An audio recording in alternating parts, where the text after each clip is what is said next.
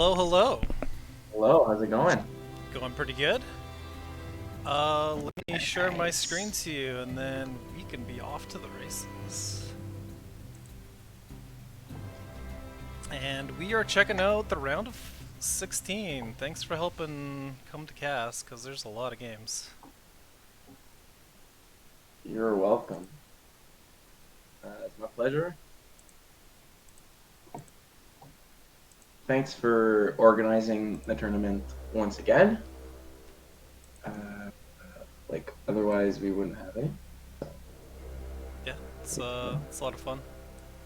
I'm attempting to share, but I think Discord froze as soon as I tried to do it. Yeah, I can't do anything. Let me reconnect.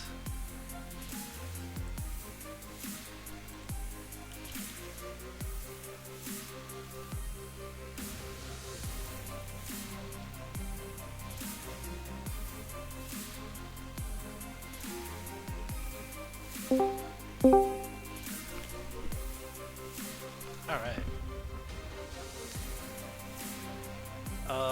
Yeah, I'll try to share my screen again. If this doesn't work, we can always just watch the same replay at the same time. Sure.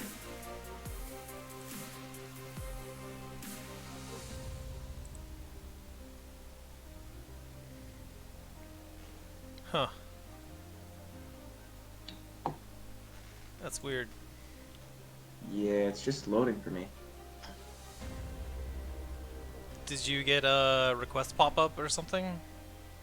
Well, yeah, I saw the request to view stream, and Okay. when I click on it, it's just loading. I can't see anything. Yeah, when I do that, it just kind of freezes.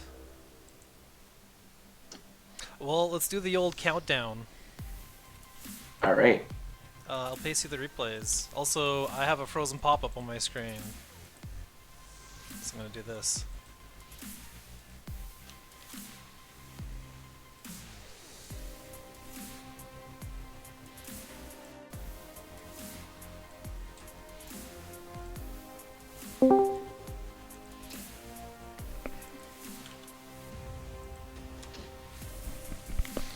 Alright.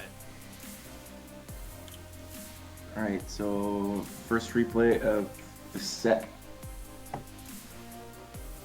between me and Desplat. Desplat. That's right. Yeah, the replay ending in 61. All right. So, you want to present like the decks before we go ahead and watch the replays, or are we just gonna? Let's definitely present the decks, I think, deeper in the format. I think right now we should just go ahead and fly through the games, because there's Sure. a ton of games. And Yeah. we can get more into what players are rolling with later. Cool. Okay, are you ready to paste? Yeah. Cool, well, I'll count us down in 3, 2, 1, paste.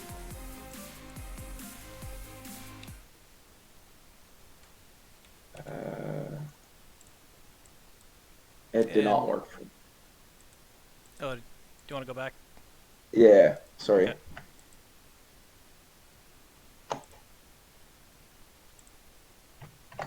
All right. Sorry. I'm ready. I was missing a number. Okay.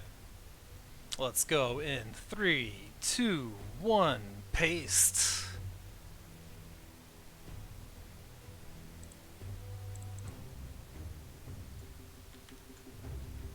Alright, All right. we are into it. PonchoMango! Also the co-caster, thank you again for joining. And Desk Hello. Plant is who you're up against. And it looks like you're rolling in with a Wizard Brome of some sort Yeah. of artifact. Yeah. Wizard Brom Cool. against Aggro Fae. Yeah, that's actually not so bad for Faye, because she has a lot of ways to at least interact with you from a distance, and she's got some stalling of her own, but I don't think she can outlast.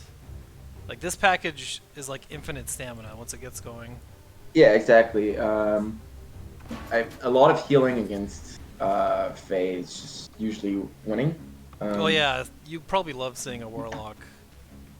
Scary cards are definitely basilisks on her part, right? Oh 'Cause yeah.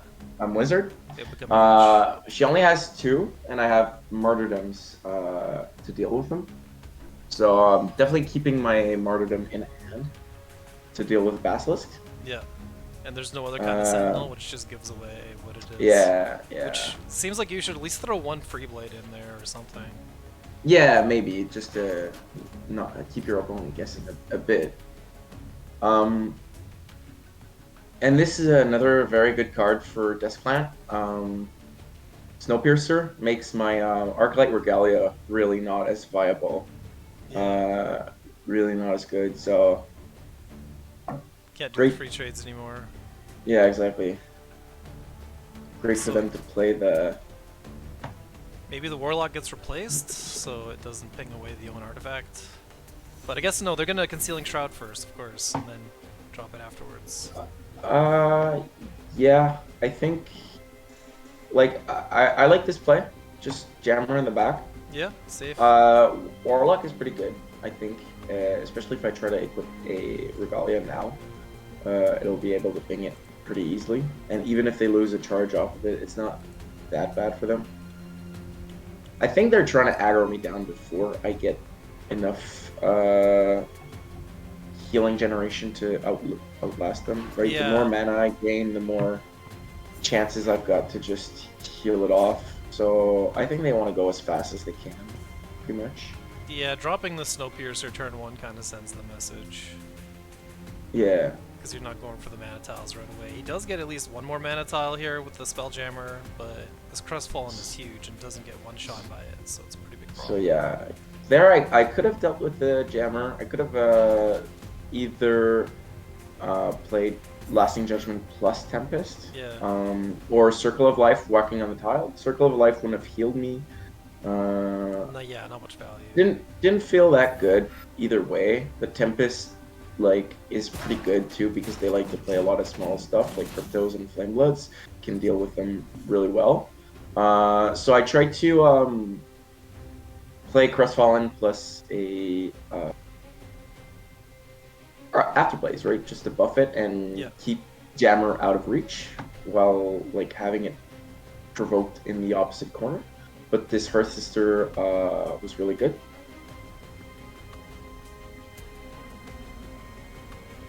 And you've got your own EMP, but what this phase is probably going to do is a ton of damage and surround you in the meanwhile. You can at least take out this Sentinel once it transforms.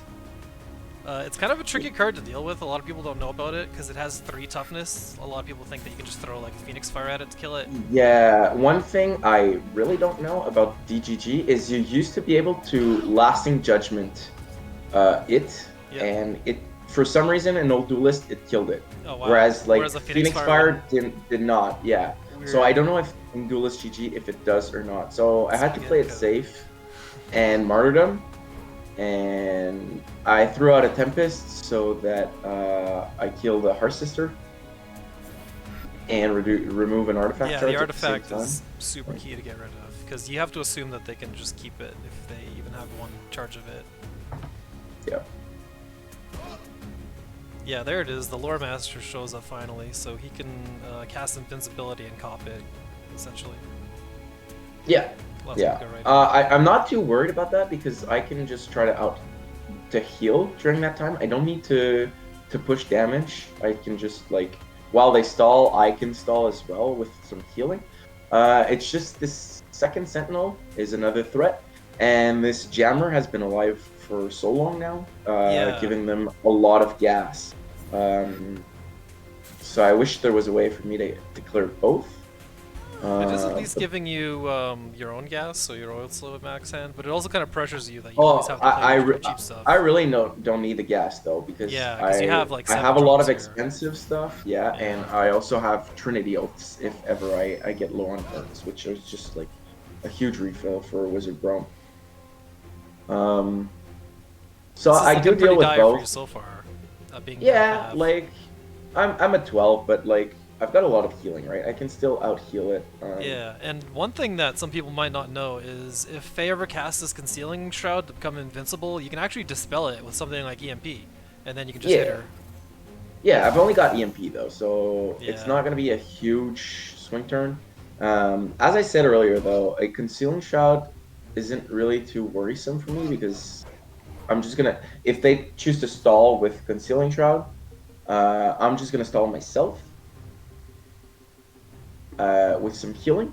But yeah, they are pushing a ton of damage, and I don't have yet quite enough healing. Might have to use Lasting Judgment on the one minion that you've got, or just Yeah. drop the EMP and hope for the best. Circle of Life is actually good here because it almost doubles your Yeah, health. yeah, Circle of Life. Yeah. I BBS last turn to try to avoid 2 damage from the From Fate the Punch. general, yeah. And I miss out on a Scintilla heal here. I could have Lasting Judgment, Scintilla BBS, and It was healed on that way. cooldown, wasn't it? Yeah. It was on cooldown, and the basically the Frostbone Naga dealt with the BBS as well as pushing face damage. So I have to Circle of Life here, try to survive. It's a shame you don't have something like the Adjudicator to copy it, or not the Adjudicator, but the Alekin, whichever it was, 3-drop. Yeah, Get yourself well, another what one I of those. was what I was really looking for all game was Sundrop Elixir. Yeah, Just one you heal cheap, 5. yeah, cheap, huge heal, especially with Jammer on board all game. I didn't find one, Yeah, this Trinity Oath is so not the heal card that you want because it overflows no, you. exactly, Kills your and turn. it's too expensive. Yeah. So I've got a little bit of healing. I've got Yep, Scintilla. Scintilla's quite good. I've got Regalia, which is Necessary a to not little, die. It's like 2 extra hit points. yeah, exactly. It's a little.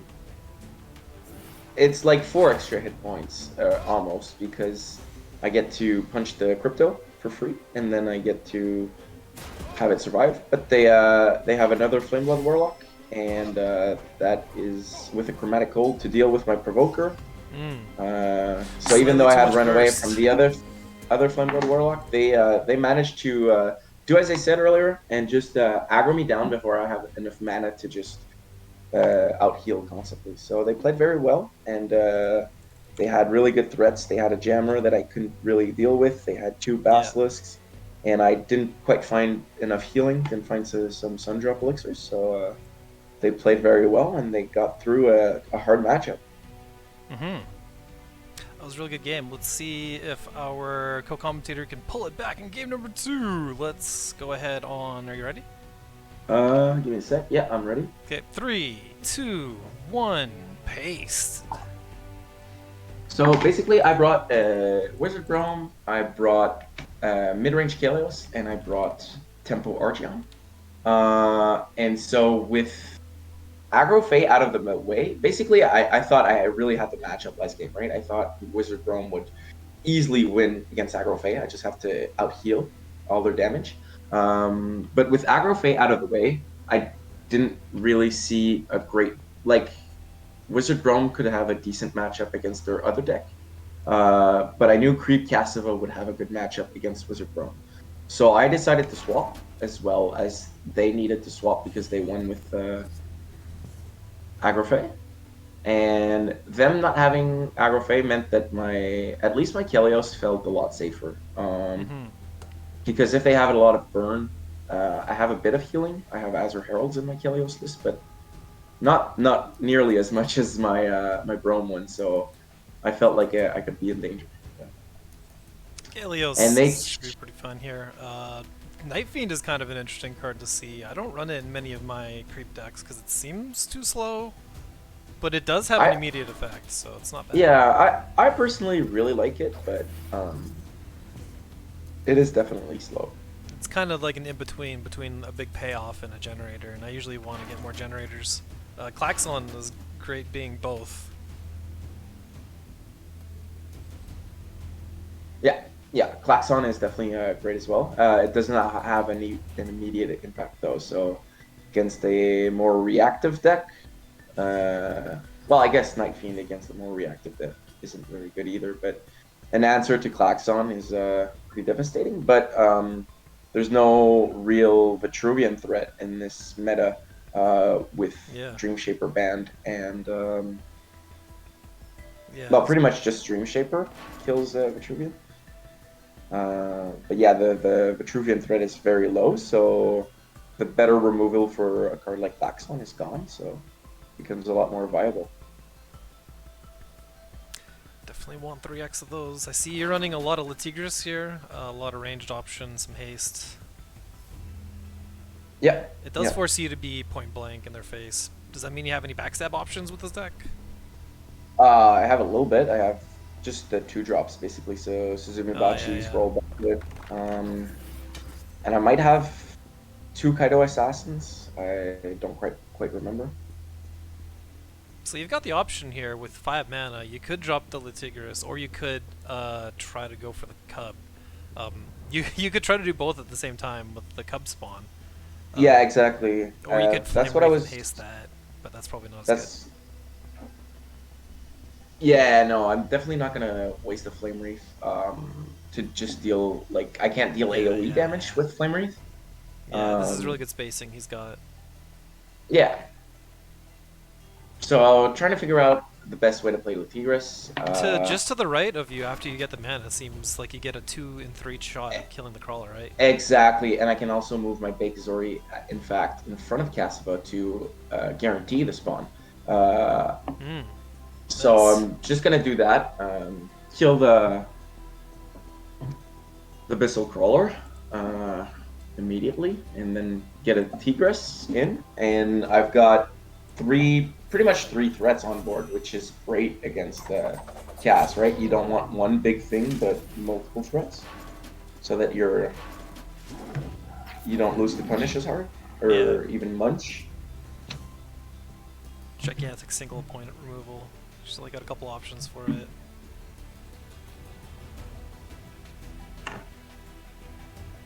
Night Fiend is okay. It does like 4 damage. It's not really much though. Yeah, no, it doesn't deal with the Latigris at all. It doesn't kill the Bakazori. No, I know. They do have a good creep placement though to maybe use that in the future. Yeah, it's really nice when you have your creep right in the center. Yeah, and if they want to back off, they've got more creep in the back, so...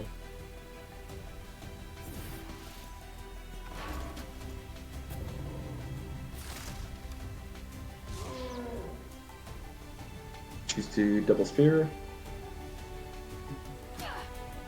Sphere of Darkness is great. A 1-cost cantrip. Yeah.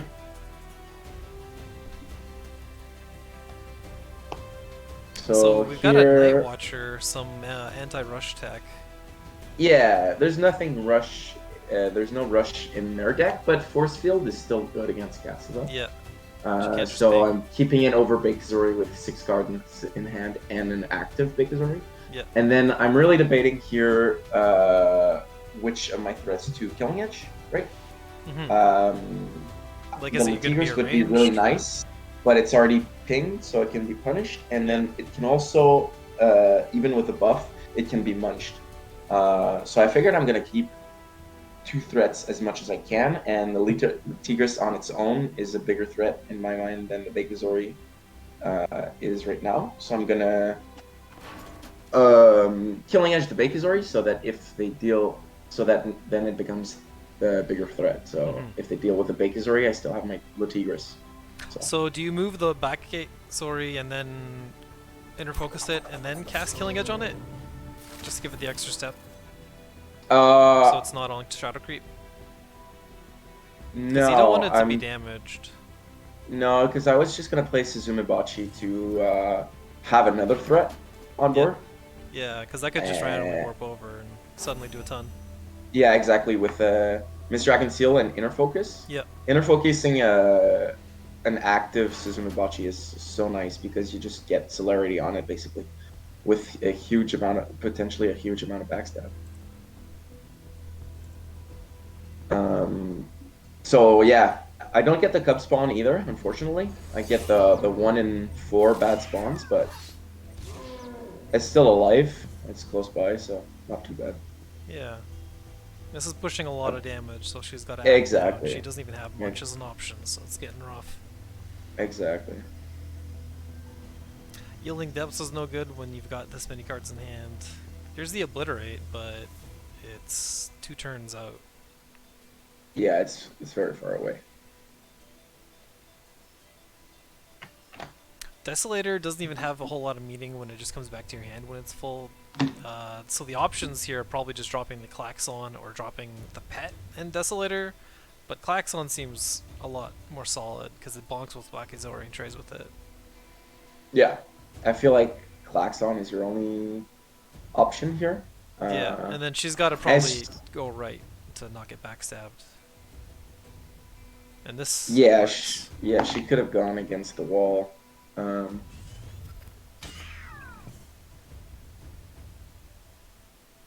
She drew yeah. Zayla, so she can punch really hard now. Yeah. The trade with the Big Zori is just good for me though. Yeah.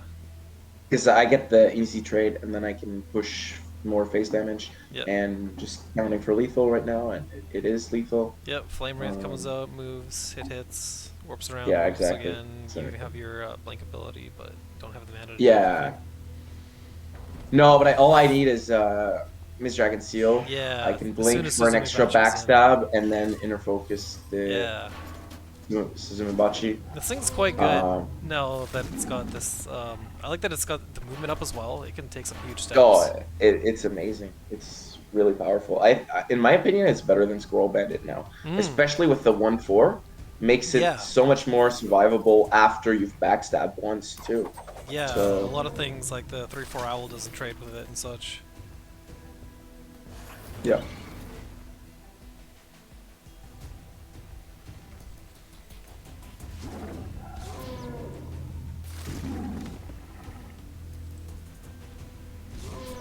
So didn't even need the inner focus, but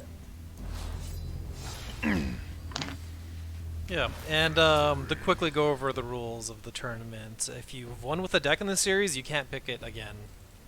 So the deck we just saw here and the Fae deck from earlier can't be played for the deciding third game. Are you ready to go for round 3? Yeah, I'm ready. Okay, let's go in 3, 2, 1, go! So my opponent is left with Creepcast and Mech Abhorrent Unbirth, and I'm left with either Wizard Brome or Temple Archeon. And Temple Archeon has triple Lightbenders, so they're very good against creep. And I have Tempest, which is really good against a swarmy Lilith deck. So I'm just running with my Temple Archeon because I feel like it has a good matchup against both. Yeah, this Lilith deck is going to have a lot of buffs and keywords that you need to turn off, because if this Unbirth goes off, if she's got the 6-drop with Celerity, or was it a 7-drop? But either way, she could make a gigantic thing that just one-shots the enemy. Yeah, she does not have Vorpal Reaver. Reaver, yeah, that's the which is a huge threat against Archeon because they don't have good point removal, big minion removal. But yeah, so is like the huge heal to the enemy. That's what it. Yeah, their biggest minion is Spelljammer, a 4-drop, so with 5 HP. So yeah, and this matchup for me is really good. Decimate and Sky Burial seem so unreliable. It feels like as soon as someone sees in your deck list, they're going to play around it all game. But those cards would actually be really strong if we had hidden deck lists. If it was a secret format, then suddenly, like random tech like that would be really good. Yeah, it does. It's not very good in the tempo deck, right? I'm trying to be aggressive as well, so they're not aggressive cards. But they could be very useful in more reactive deck, a bit of slower one. So this guy's getting his keywords from the Mechazor plan. Yeah. So he just get an incidental mech as well. Quite nice. The haste I feel like is really good with the rebirth or the unbirth. Yeah, I feel like Mechazor is sort of the main win con with an Abhorrent Unbirth potential combo to win out games that you wouldn't otherwise. But Unbirth is probably a 1x in the deck, right? I feel like I'm pretty sure it was a 2 of. Okay. Wait, I have the list still. It hasn't been replaced at all since it's been drawn. No, they have it as a 3 of actually. So wow, they really want these. Relying on it. Yeah. Like, I guess they're planning on doing multiples of these, and the way that they get a ton of stats is with these headhunters, which will just have a ton of hit points, or sorry, have a ton of attack. And then you combo that with your Metal Tooth, which gives it your monster's creation haste.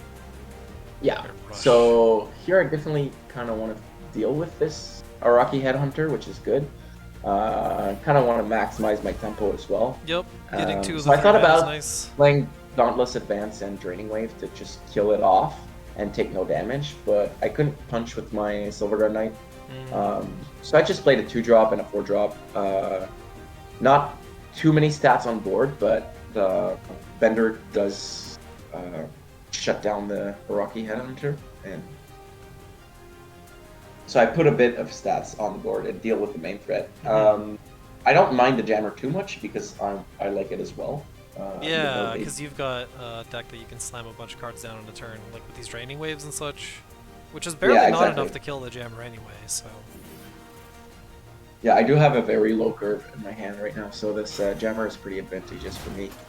Even though I still think it's more advantageous for them, but... Yeah, for sure, because they have quite the spam plan.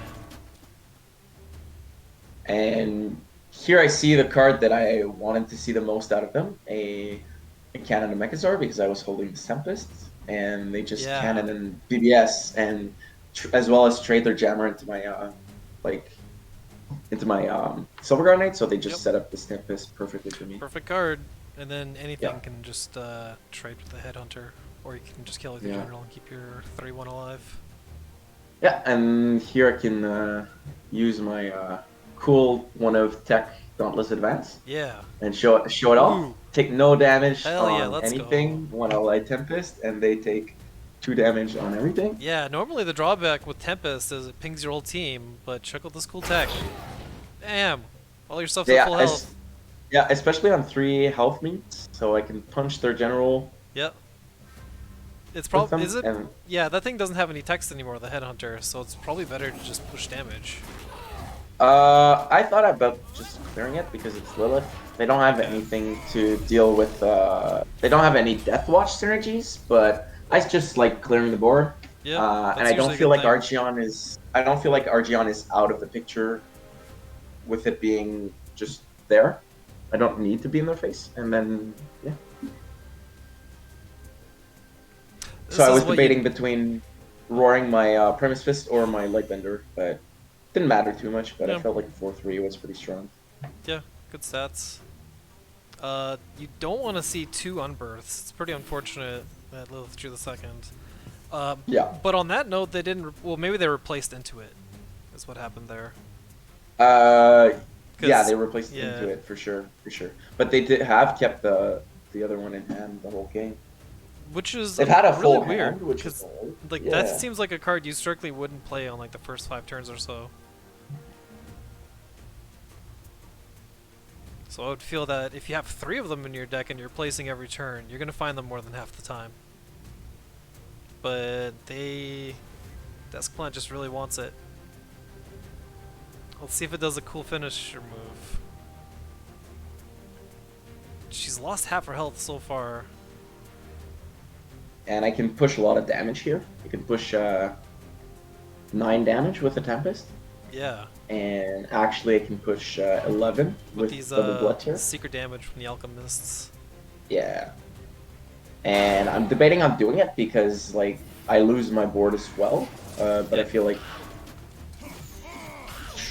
trading my board for going face is better.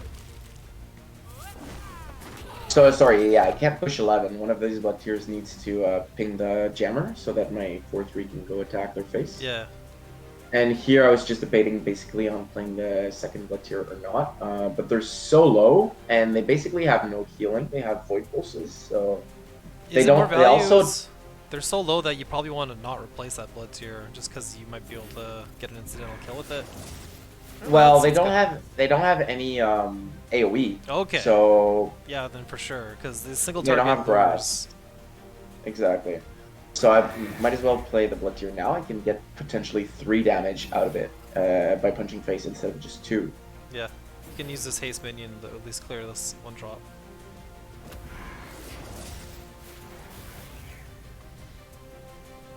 So recovery options are pretty dire. There's no healing in this, and it's all about trying to get towards mech, which is only at 60%. yeah, well, they have void pulses, which is a little bit of healing. But yeah. I'm low on cards now, so I need to find a way to finish this game off. Here I can get a 50-50 with Le Tigris. Yep. But I need to roar the Cubs since they have Metal Tooth and Lure to deal with my 2 Blitzers. It's worth going for. So you play diagonally up and left, right? After taking a step up and left? No, because that only gives me... I need the Cub to spawn... Oh yeah, that would give me a 50-50 as well, sorry. So I need the Cub to spawn next to Argeon? It would give you a 75% chance. No, because I need the Cub to spawn next to Argeon so I can roar it and then move it towards Lilith. So you lost the coin flip here. Yeah, so I would have had a 50-50 one forward or where I put it. Didn't get the 50-50, but I do get to clear their board, and they're at 3 HP, and I'm at 19. So it's not. They could summon Mechazor. It's their turn. You might as well. It's the best thing. They have to, like... The Tigris is just going to kill them on the spot, though, which is the problem. Yeah, exactly. So they can't summon Mechazor and Unbirth either. Yeah, it's slightly too expensive to do everything. Because technically, if he could play his whole hand, get Mechazor out, and give it haste, like make an abomination with force field and stuff, it could like immediately flip the game. But he just doesn't have the mana. Yeah, he needs more turns. They do have a cool turn here, though. It's doing it anyway. They use the Unbirth to kill my Tigris, so it's pretty funny. Turn. And it survives on 3 HP as well, so pretty good. I only have 2 cards in hand. I've got pretty much my 2 best cards, right? Yeah. Except I need a minion for Immo, and I'm thinking about replacing Oath just to try to find lethal, but it's the best card in my... It's like the best... If I'm not going to kill them with Immo this turn, Oath is the best card I can find, so... So I guess you're doing the odds on what cards are left in your deck, minions versus non-minions that are 4 cost and below. Exactly. And if it's better than 50, you might as well go for it. Well, yeah, I know. I feel like I'm still safe because they're low on cards. I'm high HP. So I just Oath trying to draw like a Draining Wave or something with this Oath and not finding the removal. Exactly. And this, even though I can't kill this 7/3, it's not too much of a threat. Unless they find like another then it could be a threat. But I get a lucky replace into an Arclight Sentinel, and so I can clear it efficiently. I take 7, but it's not the end of the world. I'm still very healthy. So. Yeah, there's like the breath of the whatever Undying for a full heal. In Abyssian, that could be a possibility to heal it back up. Probably not in this deck though, but generally leaving enemies alive is not what you want to be doing. Yeah, the threat would have been to have another Unbirth basically and summon more minions. Oh, you see lethal. Yeah. So very good game. Very good set actually. They played very well. This was a really good set. Tight games, down to the wire pretty much. Got to see a cool variety of stuff. GG's. Well, congratulations. See you in the round of 8. Thanks. Next up, we're checking out Left Hook versus Bebop. Are you ready on game 1? I am. Alright, let's go. In 3, 2, 1, go!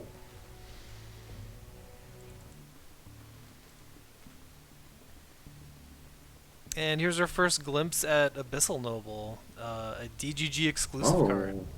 Nice.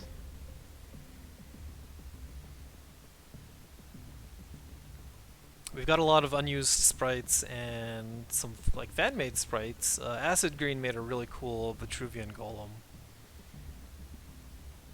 I've seen a few fan-made sprites, but this was a duelist unused sprite. Yeah, so. This was intended to be like a 2x2 boss, like super counter kind of thing.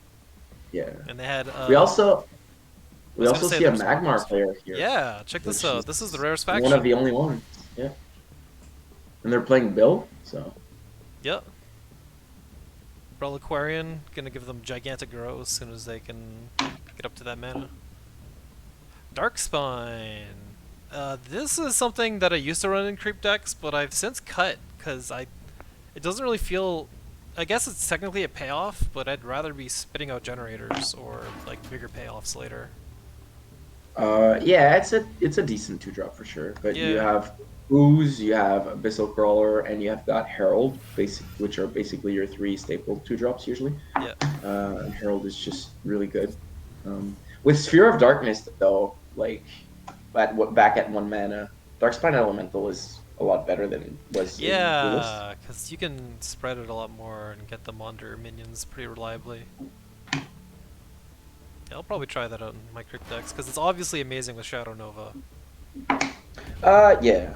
Because he's Yeah, just gonna bonk both of these minions now. Yeah, it makes Shadow Nova not so much of a waste of a turn, right? Yeah, double Kajuda is so good too because he was about to go up to quad Kajuda. Yeah, yeah. So this Shadow Nova is really good, actually.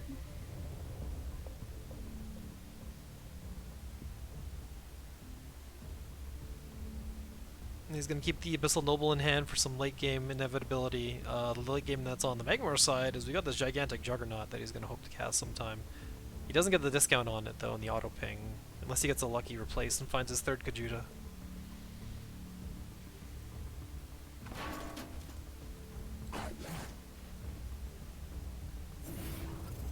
Going in after the Darkspine Elemental, that makes sense. Yeah, might as well. They do have a very slow turn, though.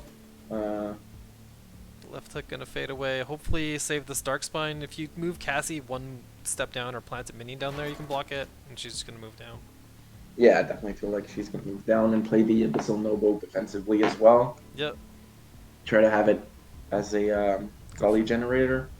Yeah, you might want to place it just above her. No, she's playing it defensively, okay. I mean, it has good stats. Yeah. It has the good stats, but it's such a good value generator, especially against a faction like Magmar. I feel like you could have placed it completely defensively and... Yep. Like, it can't die to most Magmar removal. It could, I guess, the best bet would be it gets egged, but you can see exactly what removal that they're running. Yeah, which I don't know about Bidolph, but they do keep it out of range of the minion, so Greater Fortitude does not have them trade with it, which is good. Bebop with 5 mana. Not going to make a play for the mana tile, possibly. Well, we could see a Biomimetic Hulk and a Progenitor if they want to try to set up their own tempo, and they can't deal with this Noble, so they're going to have to ignore it, so if they drop the Hulk and then drop the Progenitor, that makes an egg of the Hulk, right?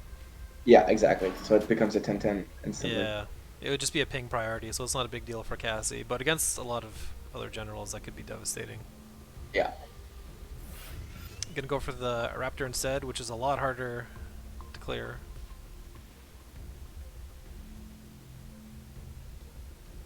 Because you don't want to take 5 face damage. And here's the 10-10.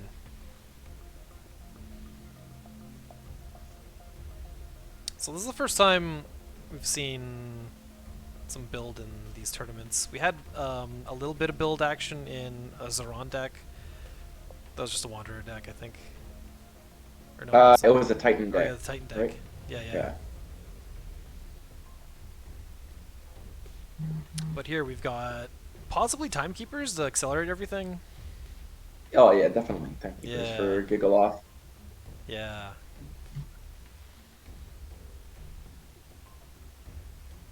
Now that it's your turn with 5 mana, it's not quite Klaxon time. You could just go for a hit on this and punish it, but you can do that once it's dead. With this so you've got BBS that refreshes, so I feel like just Noble ability plus BBS could be a pretty good turn. You lose out on a card, but I don't feel like that's too bad. I wouldn't be scared about this 10-10. You can pretty much ping it ping punish it or even punch punish it a following turn.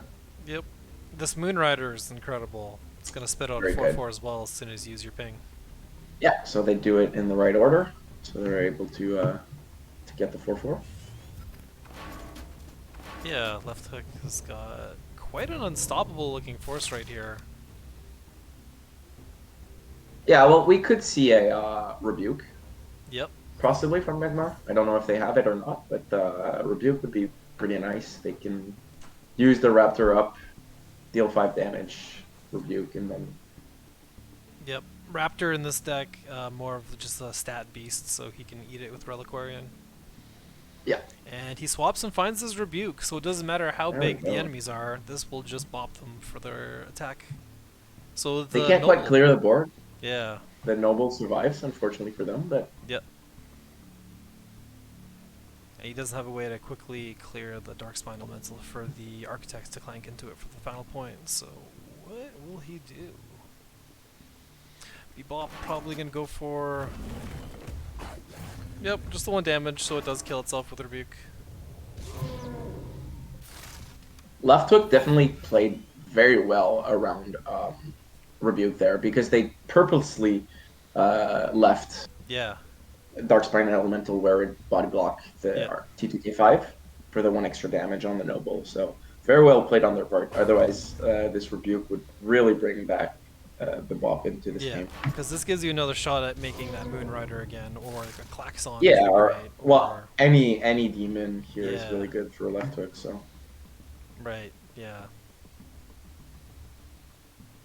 they can also punish the Hulk as Yep. well as Architect. push out a demon, so they're safe against a Timekeeper dealing 10 damage to their face. And with them being at 16, that really feels good for them. Mm-hmm. They're not really developing much creep though at the moment. So Probably doesn't even have Obliterate. I would guess that they do have it with Darkspine Elemental and Abyssal which- Juggernaut and Shadow Nova.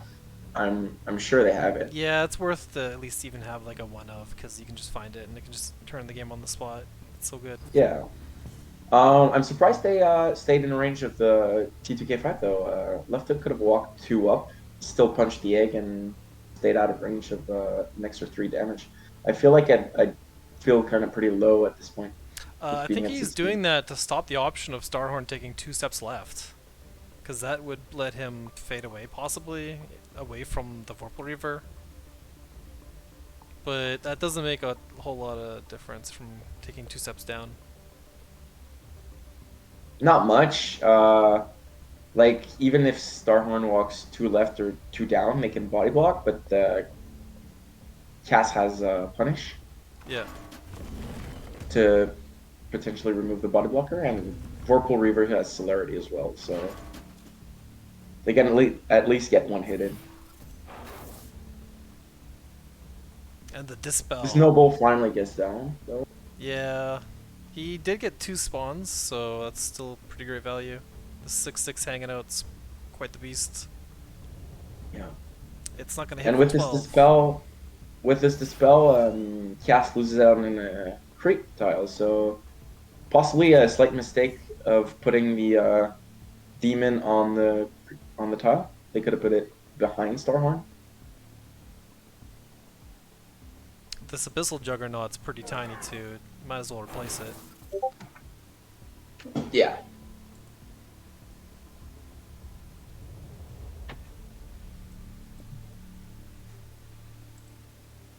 And I'm gonna notify, or rather I'm gonna mute notification sounds so I don't get pinged during this. I wonder if Left Hook here is going to play Klaxon, or they're going to go for the more defensive route and punish the Gigaloth right now. Gigaloth can't reach anything, so Bebop would need Timekeeper plus Repulsor Beast to buff up their things. Yeah, Reliquarying as great as it is, you still need to have a bit of a board. Yeah, exactly, and the building is not popping now, right? So you still need you need Timekeeper plus Reliquarian, which you don't have the mana for. So I feel like just playing a Klaxon here is pretty good.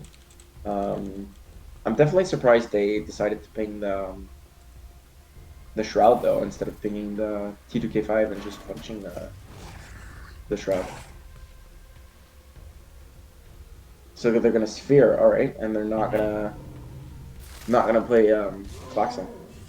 And then just spectral damage, just to push more damage instead of. Instead of Juggernaut. Yeah, I feel like putting down the Juggernaut as like a must-answer threat is really good, but maybe I mean, he's calculating lethal next turn. Yeah, or they don't want to play into a second Rebuke too hard because it just kill their 2 threats instantly. Whereas here, even if they Rebuke, they at least get 2 creep tiles out of putting a Ooze and a Crawler down instead of just nothing. So they also get to play the Spectral Blade, so they get that much more on it. And this is after the replace, so what you see is what you get. This Bebop seems to be in quite the bad position. He doesn't have any kind of clear at the moment. Yeah. Best he can do is drop something and then drop an egg copy of it. Which doesn't even really buy him a turn. No, and they can't play 3 minions. They can't play the 3, the 4, 2-drop, 2 body block, so they've got to try to play the T2K5 and field to body block the 6-4, and then the Progenitor to body block the Ooze, or maybe body block the Crawler and have the Ooze punch the 5-4.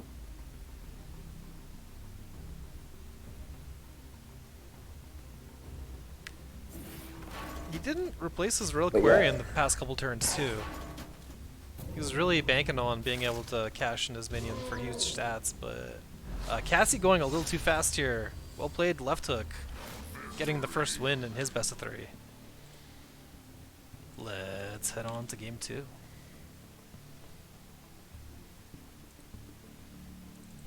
Okay, are you ready? Give me a sec. All right, I'm ready. 3, 2, 1, go.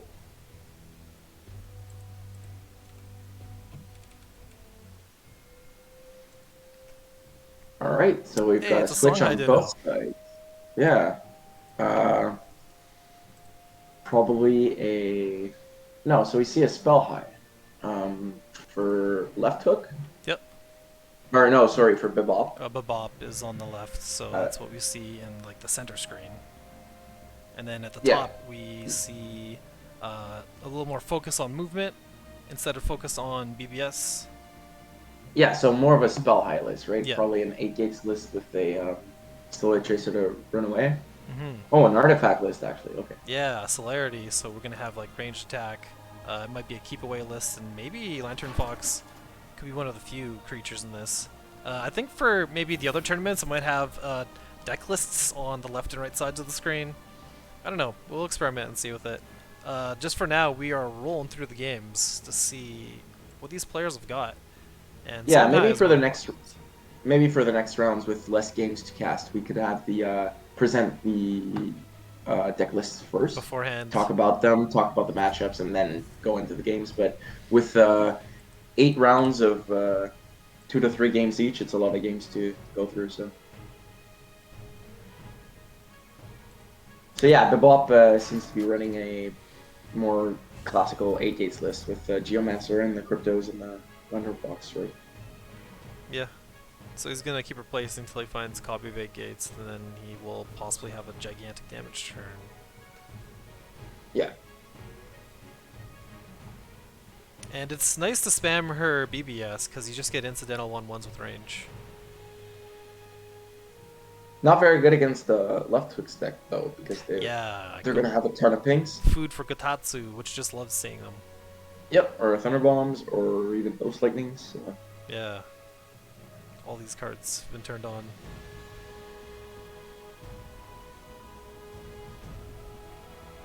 Geomancer seems like it would just crush the artifact deck once it gets going because you have infinite steam. But of course, you get so much burst, you just can't count them out. They could have a crazy turn out of nowhere. Yeah, no, I feel like Artifacts definitely has the matchup here advantage because 8 Gates is more reliant on minions, on playing minions like Crypto, Heartseekers, Geomancers, and Lander Fox, whereas the artifact list doesn't really matter. So all the cards like the Tatsu and stuff like that and the Onyx Burst Seals get more shut down for Bebop and more turned on for Left Hook. So they're gonna ban some minions here. Yeah. Ghost Lightning would be really devastating. Yeah, that is just, it would just crush it. They don't have it though. So. Thunderbomb is basically is good enough. Yeah. Pretty much. Thunderbomb Gatatsu clears. They can go face as well. Yeah, he didn't get the lucky spear as well to comp with it to finish off the Crypto, but you can just punch it for 2. Okay.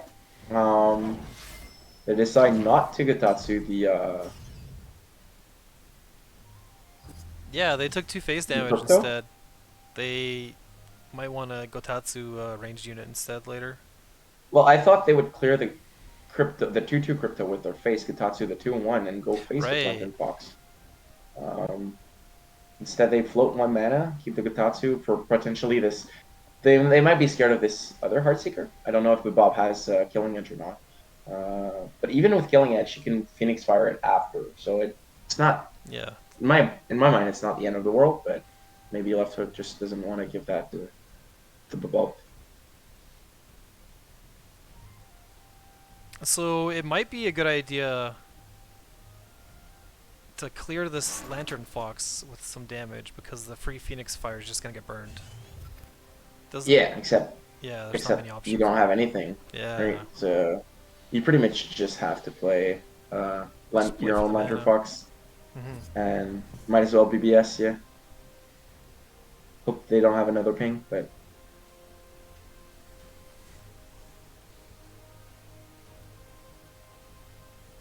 Left Hook's got this Boar as an option, pretty explosive. Going to Panda this Lantern Fox so it doesn't give him any more nukes.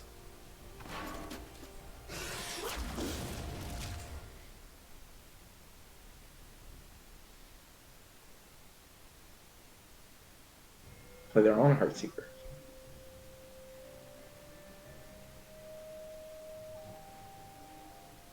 Yeah, generally you want to play the Heartseeker and then step in a direction where it can't just get AoE'd by a Thunderbomb, but it's pretty tough. So here you gotta decide if you want the Phoenix Fire or the Tusk Boar, basically, because you're gonna draw a card here at the end of the turn, and you're only gonna have 1 slot in your action bar. I feel like they definitely want the the Phoenix Fire more from the Lantern Fox. So I would go ahead and trade it in. But okay, keeps it alive. Seems like It's a little hesitation. Like maybe he thinks that the general might have to clear the Tusk Boar and the Lantern Fox is okay, or he doesn't care if it gets here you more so give the option to the Left Hook, right? If they have a ping, they can punch the Tusk Boar and then ping the Lantern Fox to get rid of the Phoenix Fire, or they can do the opposite and punch the Lantern Fox and just have the Tusk Boar get milled when it returns to the hand.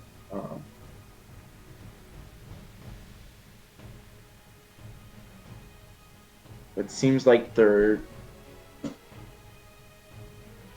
not going to do any. They're not going to punch the Lantern Fox. So. No, just keep it out of range with the Pado.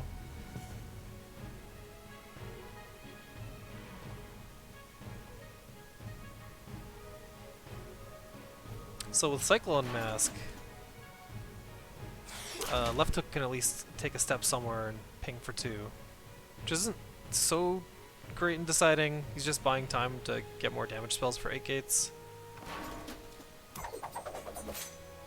That's free damage. Yeah. And it doesn't matter going after this Geomancer because this effect is already in place and it's permanent. I don't know if Bebop has Mr. Dragon Seals or not, but if they don't, then this Geomancer really isn't much of a threat. Alright, if they don't have Jux or Mr. Dragon Seal, the left hook can easily just run away from Geomancer.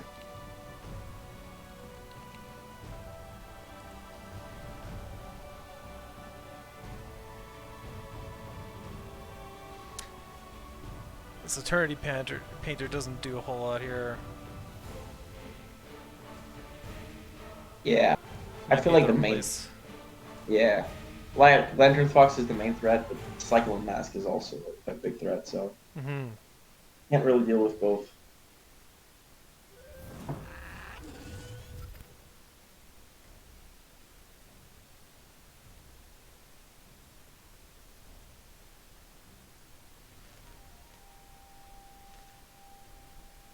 I think we're likely going to see a Crescent Spear and just a Phoenix Fire face here.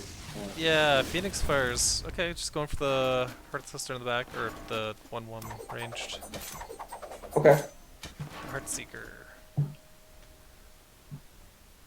Face. Yeah. Even though he's got less health, Bebop is still going to close the distance. Feels very scary against a backstab mask here. Yeah. Silhouette Tracer does get you there. Yeah, something like the 1-mana teleport spell plus celerity spell plus backstab mask would be easy. Oh yeah.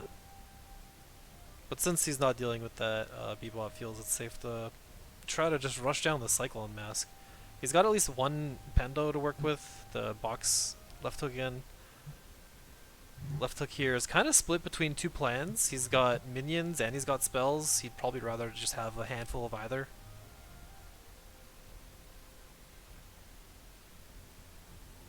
Yeah.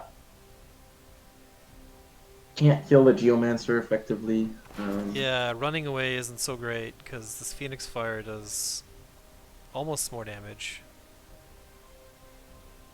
3 damage every other turn.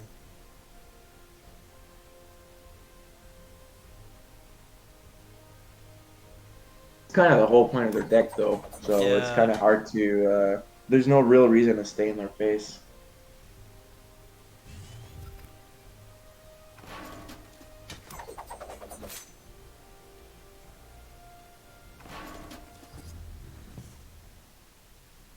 But yeah, they're just going face, and I feel like it's fine. They're at 19 health, so yeah, they're not scared of dying yet.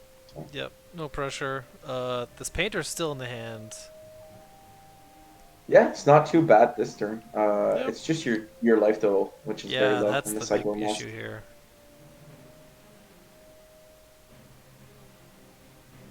He might just have to crack 8 gates for a single. No, that doesn't do anything. Well, I feel like you probably, yeah, you Thunderbomb here, the Heartseeker, right? Yeah. And then just Crypto Phoenix Fire Face. And yep, body block the Silhouette Tracer. Yeah. And run away.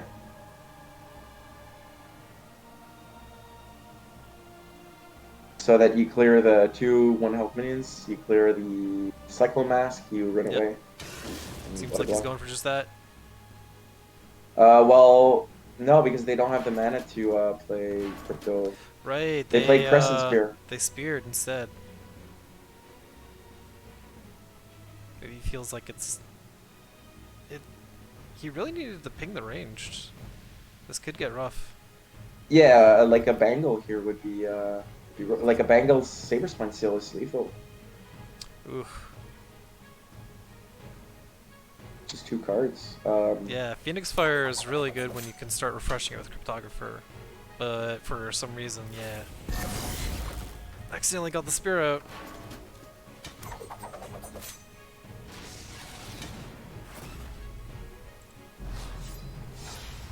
Well, congratulations to Left Hook. Right.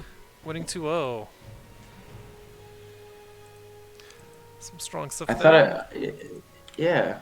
They have a 3rd replay for their set, but it's yes, there's decoy replays. I'm gonna paste all this into the channel later. Okay. Yeah, also all the replays are starting from the perspective of the left player. Cool. But yeah, that was some cool stuff. Let's head over to round 2, which is Snowy Onion versus AWX Angel. Yeah, third matchup actually. Yep, this is the third set. Or third, yeah, set of players here. Are you ready? Yep. Okay, let's go in 3, 2, 1, pasted.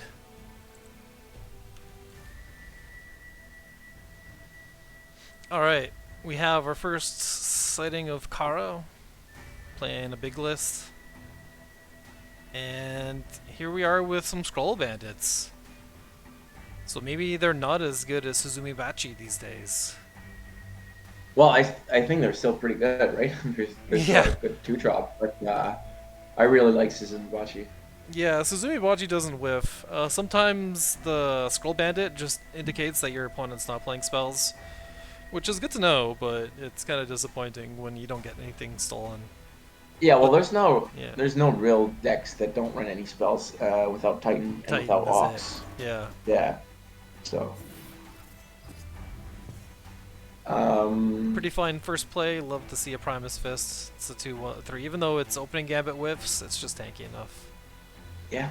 I'm curious to see if Ox Angel is going to Miss Dragon Seal their Key Beholder while grabbing the title to have it immune to Her Sister, which is actually in Snowy Onion's hand. So yeah.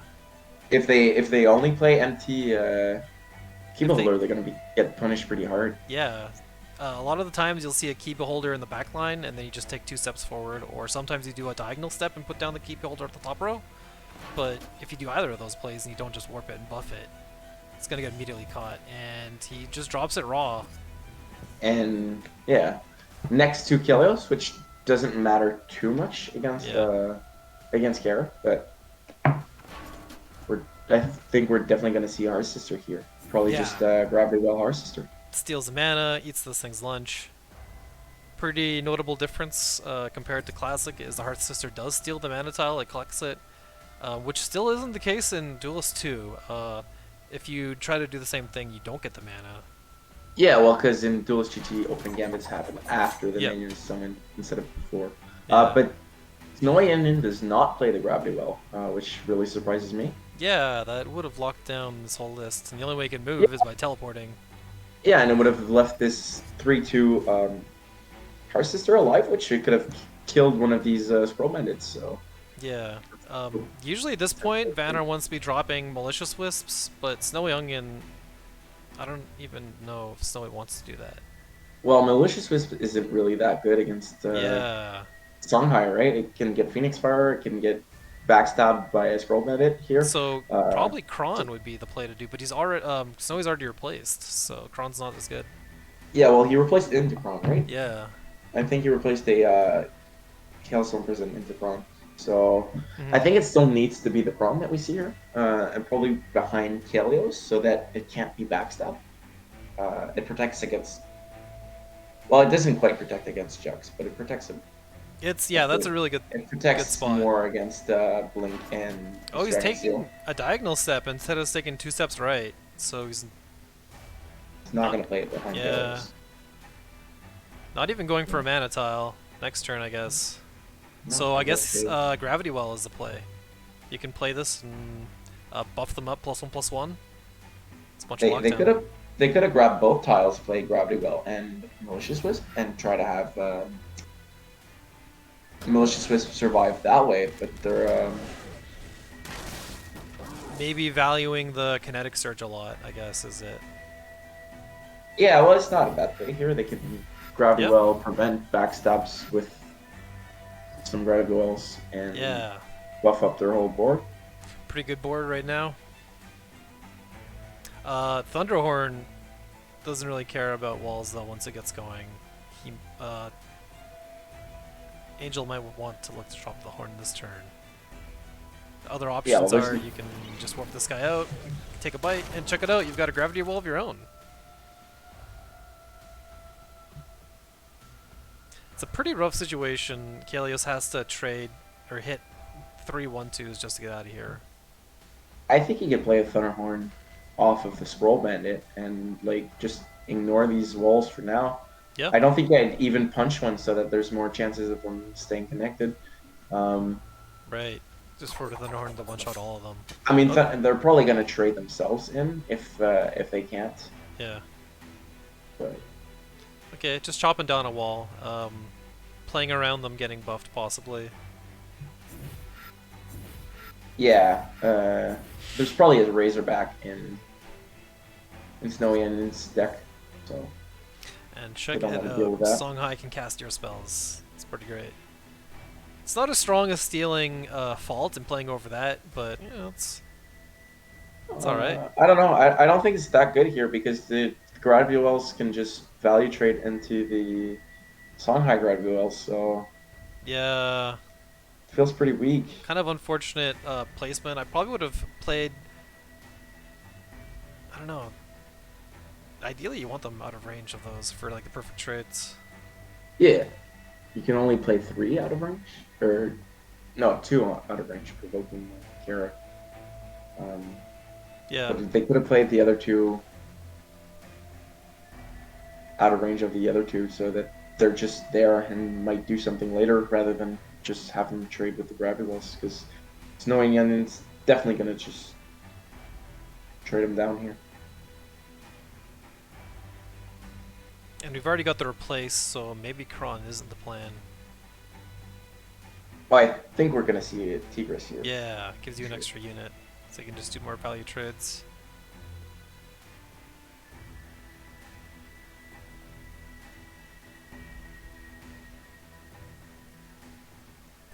So probably I feel like you can play. Top right.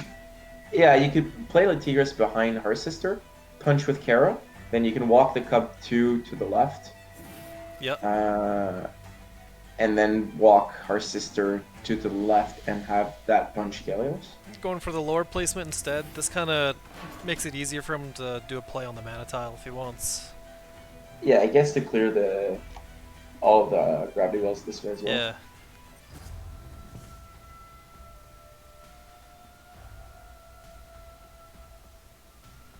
I don't know if they didn't rope. They just started their rope, so they didn't choose to attack with our sister.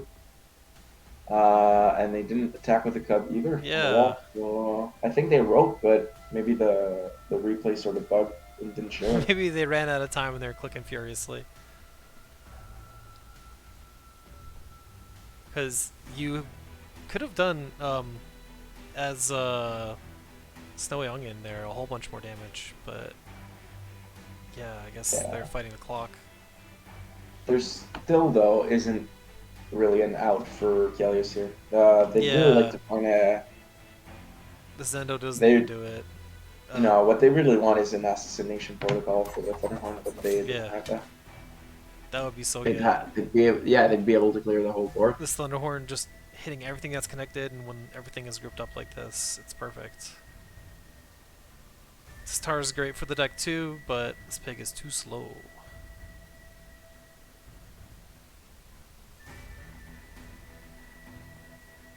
So yeah, I think Angel forgot about the other gravity well that's at the back, and it's gonna take the Heart Sister from backstab. Mm-hmm.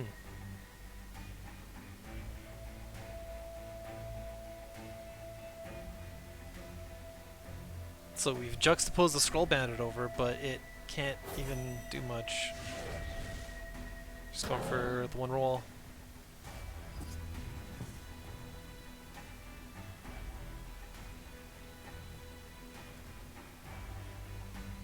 Snowy doesn't care too much because this Thunderhorn can just be bounced. Yeah, well, they can almost guarantee the try to go for kill it. With Tigris. With the Cub if they want. The Cub is probably going to connect though, connect their units. Right. So it's not very good. So they're probably just going to bounce it instead.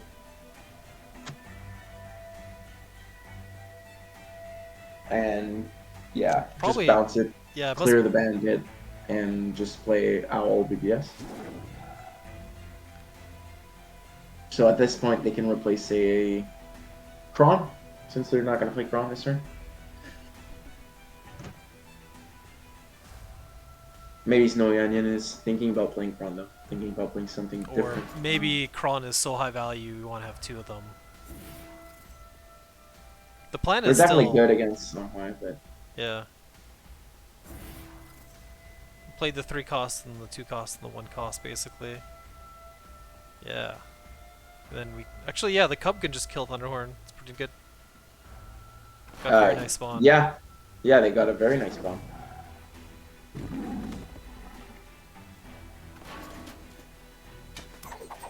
They could have also just bounced the Thunderhorn and value traded the Cub with the Scroll Bandits.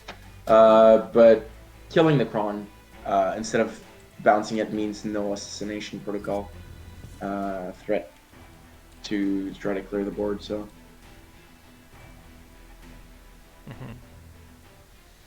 Yeah. This is just safer for Snowy Onion. Yeah. Got to assume that Songhai can just haste it out.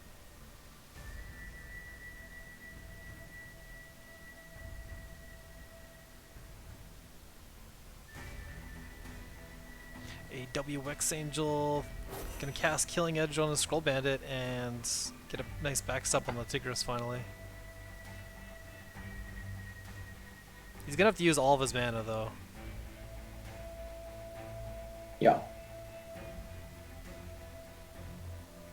Because he also played this Wild Tar in the back.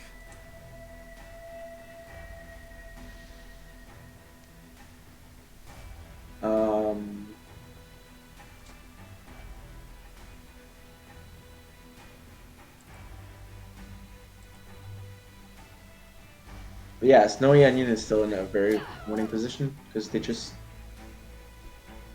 they can take 6, I think, no problem to clear this bandit.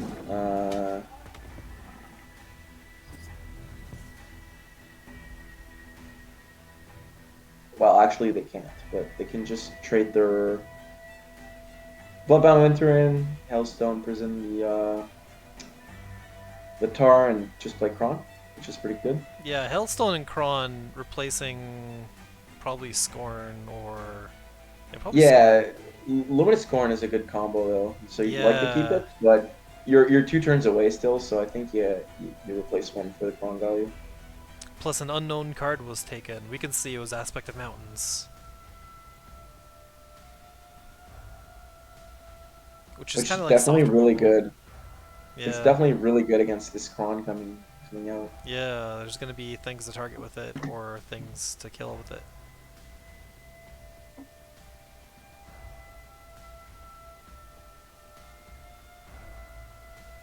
Rustcrawler in Songhai is definitely a little odd to me.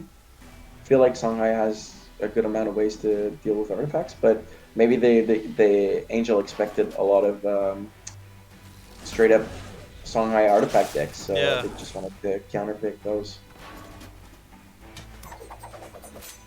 Those are probably the strongest artifact list. Like maybe it'll hit some Linar stuff, but we got rid of Titan, so it's not taking a tiny snip off that. Mind you, against Titan, killing 1/3 of their artifact set, they're not going to care. So we do see the Kron. Yeah, unless you hit Bulwark. Yeah. Or that you hit Regalia, and that makes it so you're able to ping. We had the rare play Kron and not replace play, because the hand quality was so high that any replace would just make it worse. The trick that we've got here is these 0/1 walls can all just be popped by the Scorn. When they pop, it's going to one-shot Kalios. And if Angel does not have any healing in his deck, the combo is just lethal in 2 turns, so... So the Stolen Spell, Aspect of the Mountains, doing some work, because this dorky Rustcrawler became a brute and got a kill in the process. But the plan is still just fine. It's going to be hard to place the walls really meaningfully, because Kalios can still just move left. So the play is going to be Inquisitor, Kron, and no replaces again. Nah, they're definitely at this point going to keep the combo in half. Yeah. If they kept it last turn, they're not going to... Yeah. Yeah. Nothing's changed enough that anything else is going to be better. Even though you could potentially like replace and find it again just to be spitting out these tiny creatures. Yeah, it's not worth it. You don't need the 2/2, right? Yeah. It's just lethal next turn. The only thing Angel can do to prevent it is play a bunch of minions, but 9 mana's hit, so check this out. they can't quite play enough. So This is GG's. a pretty cool combo.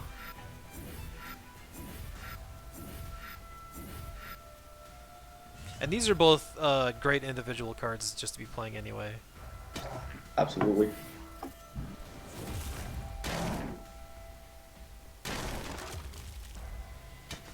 Snowy Onion taking the first game of their series versus AWX Angel.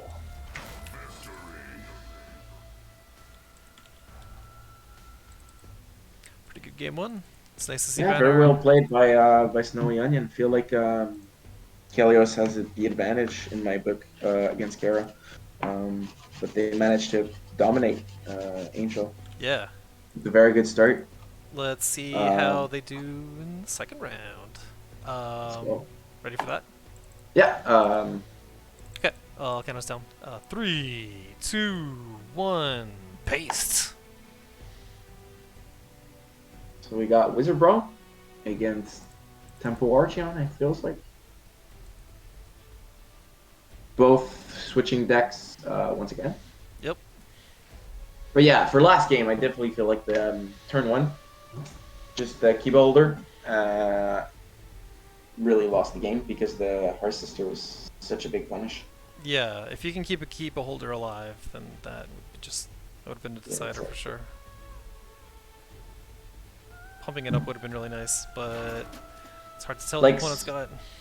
Snowy Onion could have definitely still Heart Sistered and double traded, but they would have had to trade their Primus Fist and take an extra damage. So I feel like the Mist Dragon Seal was definitely worth it. Stealing the Mana Tile as well at the same time. I'm going to take a quick look at Brome's deck, and yes, indeed, Snowy Onion is playing a deck that only has Alukin Fugitive as the only creature card, and there's a reason for that. They got Veil Ascension, so they're looking to revive a random creature that died, and since this is the only option, you just get copies of this all day, which gives you another copy of the Revive spell, so it's an infinite combo late game. Alright, so they have a very slow Wizard Brome. They don't have Immolation, Blood Tears, they're just going for max control, max value late game. Yeah. So things like this Ephemeral Shroud, it does technically take care of this, and it does it in a way that doesn't kill it. Because if you can take care of these fugitives without necessarily killing them, then they don't get put into the revive pool, so to speak. It's kind of tricky to play around.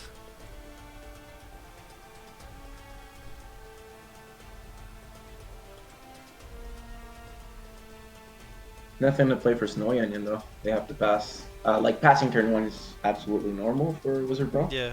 That's player 1, but passing turn 2 is a little unfortunate. Yeah, usually you want to be doing something at this point, like pinging something that matters. But this Primus Fist would barely survive the ping that we do have, so Snowy doesn't. A card's gonna be burned, so it's like, do you just throw the spell out anyway, or was a random card not better than this Lucent Beam? Well, I feel like it depends on what Angel is playing. If they're playing something that's worth dispelling later on, I'd hold on to it, but I doubt they are, so losing the Sunbloom isn't too bad. Right? Maybe a Listen Brawler could be a good dispel target, so it doesn't become a huge threat if you've got no other way to remove it, but otherwise I don't really see a minion that grants Dispel for Snowy Onion, so they're just going to trade their Dispel to prevent a Mana Tile, actually, and at the same time trade it in for another card. Yeah, Dispel, it is sometimes used just to clear Mana Tiles. It's pretty great. You can use it with Lightbenders in that way, too. Like, even turn 2 is player 1. You can just drop a Lightbender. If you can steal a Mana Tile, that is something else. Yeah. So this is how the deck functions without minions. Brome's able to produce his own minions. These 1/2 provokes aren't that big of a deal, but it is something. It gives him a target for if he did have any Holy Immolations, Snowy could use that. Yeah, and what's nice is their tokens, so they don't get revived by Veil Ascension. Yeah.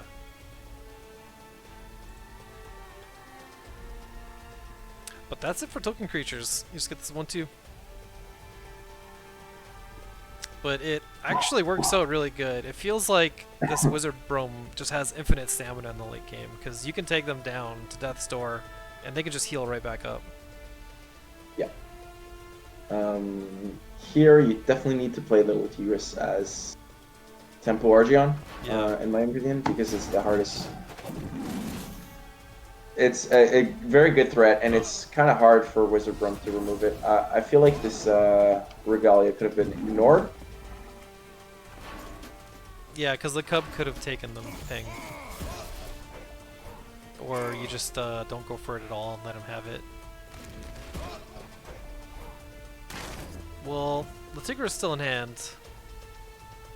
Yeah, but it's not really the Cub that's important, in my opinion. It's just the value threat in the back that can... It's hard to remove because 6 HP for Wizard Brome is hard. Circle of Life is 5, and they don't have many options for 6. And playing it at the back prevents Brome from dealing damage with it, like attacking it really, with Regalia or anything. So it would have survived this turn. Brome wouldn't have been able to kill it, and then Roaring Tigris could have generated a lot of value. Yeah. With Tigris, you can also play around Trinity. Sorry, not Trinity, but Eperion's Claim, because you can summon minions in Wizard Brome's face and have the Tigris far away. Yeah, so the Tigris doesn't get caught in the 3x3. Yeah, so they're instead just pushing face damage.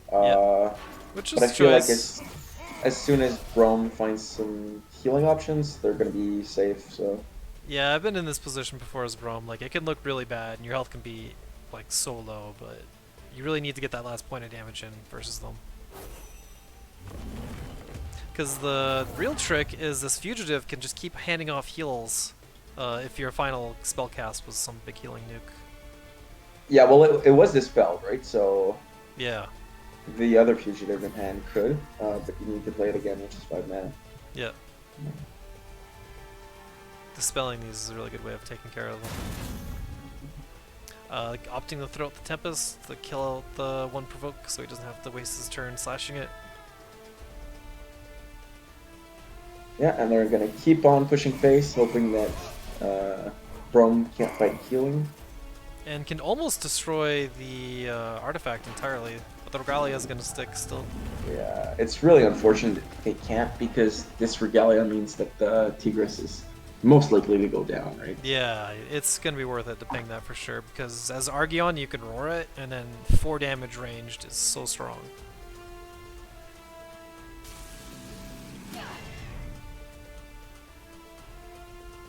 So throwing out the Circle of Life to heal up. Yep. Definitely necessary. And puts them out of range of what Tempo Argion can push out for damage, so... Yeah, so it's suddenly not looking so clear how Argion can take this win. But yeah, here's the whole hand, everything's out, and we do have Tree of the Oath for refill, so he can still keep going, but it's getting tough, even though 6 health. And because of Zeal on Silverguard Knight, they're almost forced to play into this claim. They could have dropped the Silverguard Knight, like, walked away and then summoned the Tigris out of claim, but then it's a 1/5, so it doesn't really have the same pressure, so...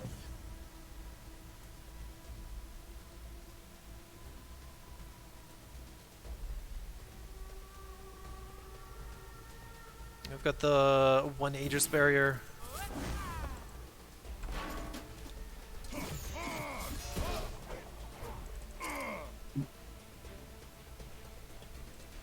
It'll prevent Circle of Life, which is really nice. Means that Angel has a chance to kill them next turn, but then the Sun Drop Elixir replace... Yeah, this is the perfect card to have. You just double his hit points from 1 mana. It's a steal of a deal.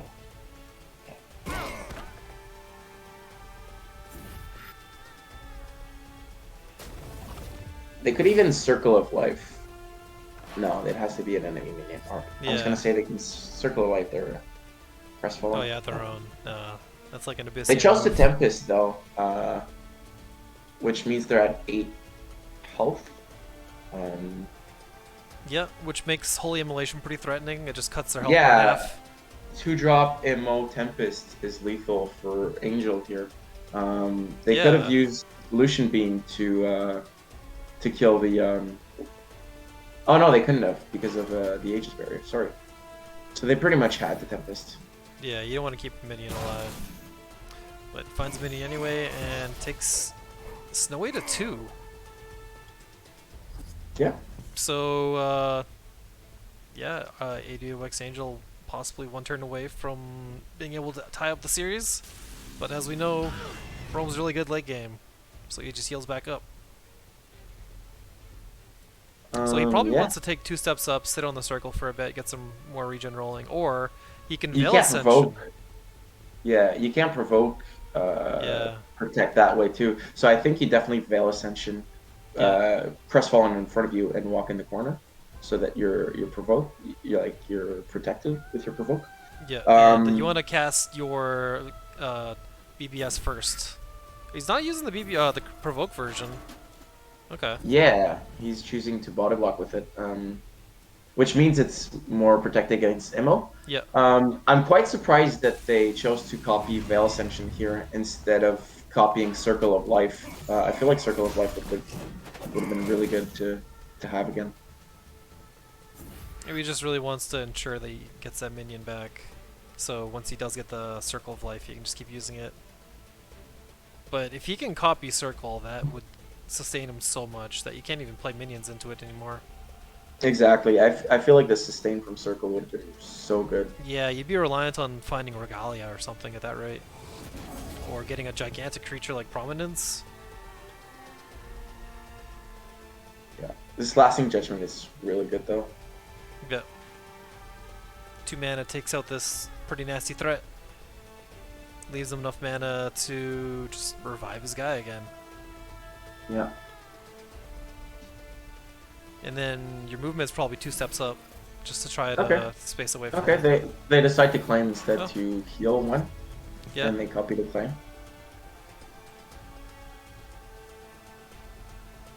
That's fine, because there's actually no way for Angelo to even remove this fugitive, so this one's sticking. Yeah, and there was no way for Brome to heal otherwise in that turn, so going from 7 to 8 prevents Tiger damage, so I don't know if Angel has a Tiger in his deck.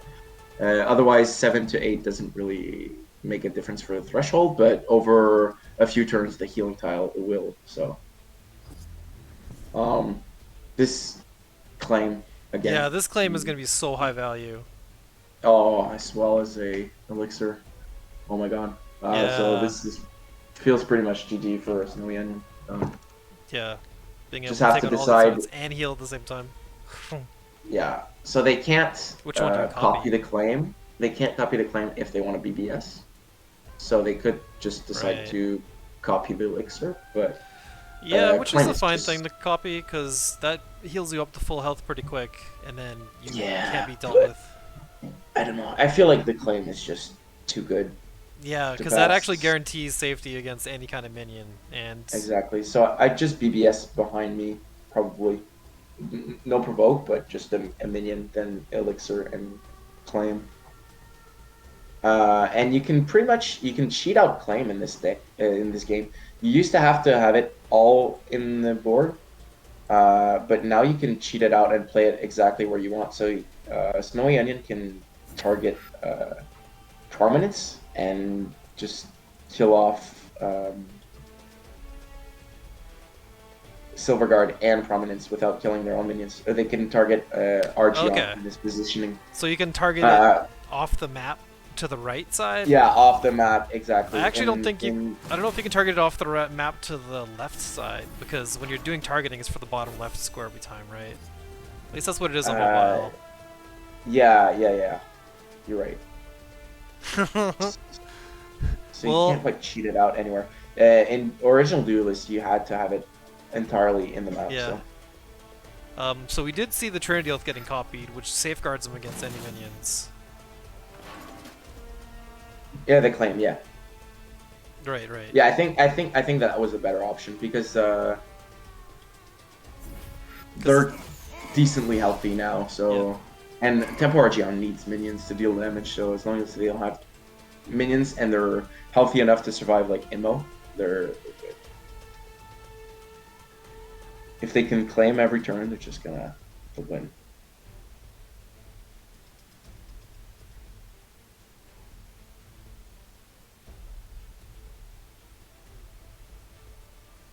Yeah, it seemed like there was a really narrow point.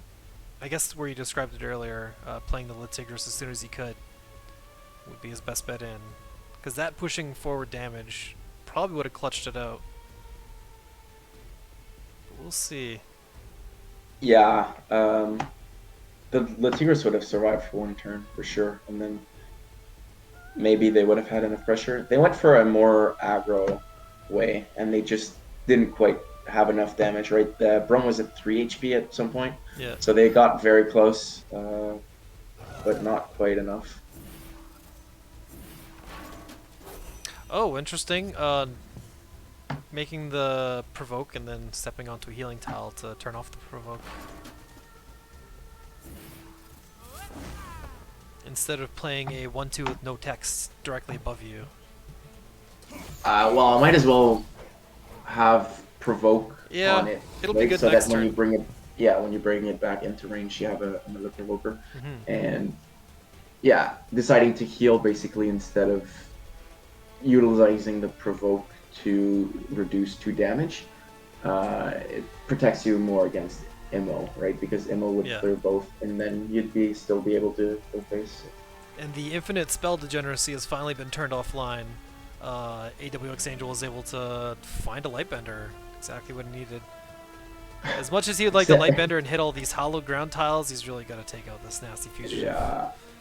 And then we see another Veil Ascension. No, you replaced and found with Veil Ascension. GG. The fun times can keep going, in fact. Yeah, there's no healing though. Yeah, this is the one thing, and we see 2 Tempests in his hand, so if he can connect with any damage, that's gonna be lethal.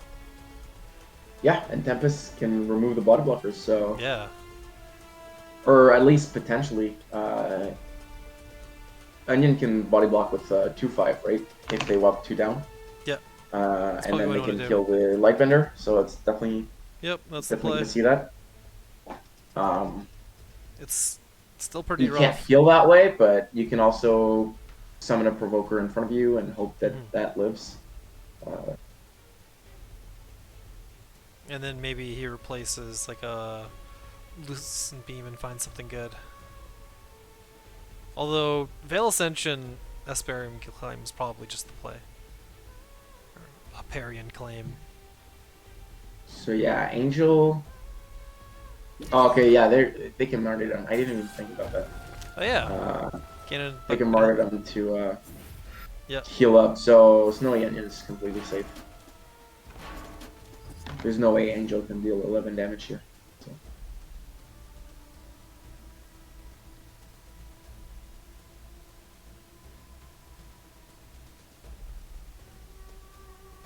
And you found another Martyr Dom on the draw. Pretty nice for that spot heal. Oh, here we go. Almost every circle has been dispelled.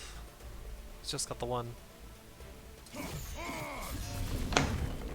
Yeah, and it's blocked. So Angel is doing a good attempt to every turn have like a threat of a kill on the following turn. So they're consistently adding pressure in a good way. They're really running out of cards now, so they're running out of time for sure.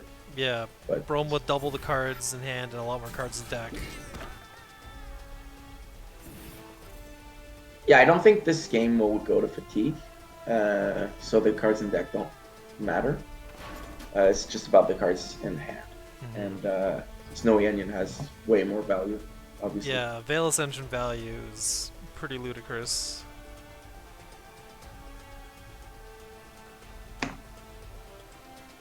Oh my goodness, we have people in the chat watching at 4 a.m. Well, this is absolutely not Troopers. friendly zone for Euros. That was the early time slot with Stoic Rooster. But maybe another round I'll cast earlier. Y'all can bounce if you're just gonna fall asleep, because we're gonna have the VOD saved for sure, don't worry. I'll also share all the replays on the channel. And check it out, Sentinel's down to block the tile once again. But as we know, you can just claim, you can revive, and we're back to where we were.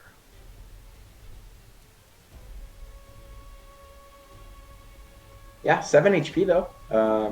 So they're kind of low, but yeah. Only one card in hand for Angel, so there's no ammo threat.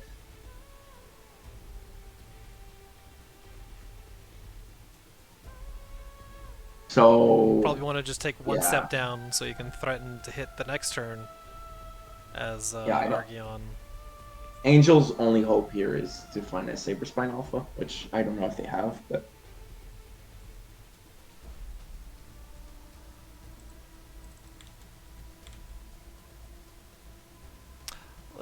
let's take a look. Unfortunately, the top end is just... oh, check that out! There is a Saber Spine Alpha 1X that you can replace into. Oh, so there's hope for Angel. Yeah. Yeah, what if you just draw a gigantic cat with haste? So here's the play we mentioned. You get the creature kill, you get the Reviver. No. Reviver hands you this.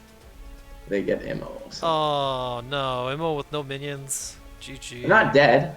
They're not dead. Yeah? Rome doesn't... He can't deal 12 damage for a bit.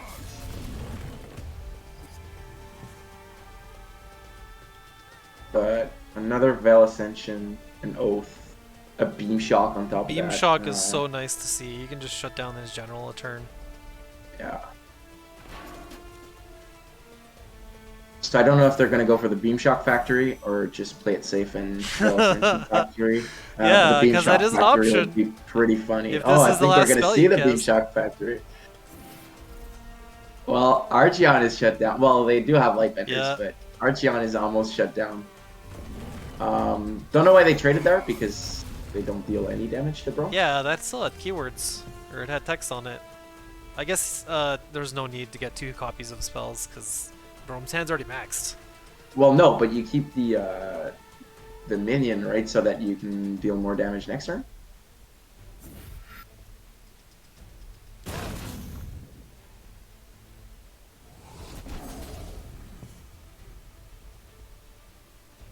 But yeah, with the Beam Shock Factory now, Brome can run away, and by running away, they're pretty much going to be safe at this point.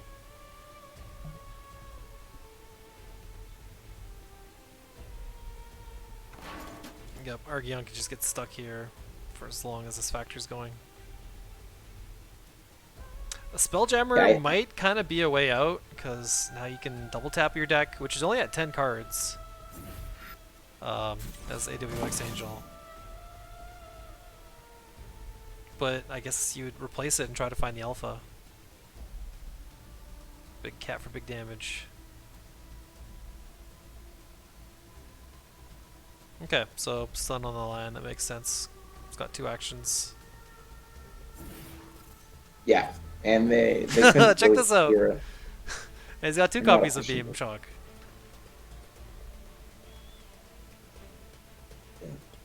Quite the lock. 2 copies of Fortified Assault too, which is it's going to be really good here. Yeah. Get some more hallowed ground finally.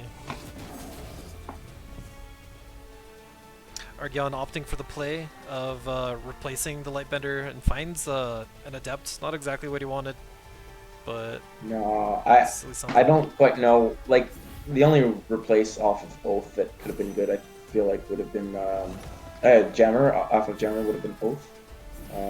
So I think I would have just played the Jammer if I was Angel. Because they weren't dead. Yeah, yeah. Jammer kind of sets you up for future turns. Yeah. Gives you a bit more gas, at least. And you can play Jammers against Brome, and they kind of choke against it, because they want to have their hand maxed out their own way. Yeah, and you can do a lot more stuff with 2 cards in hand as Templar Archeon than with 1, so...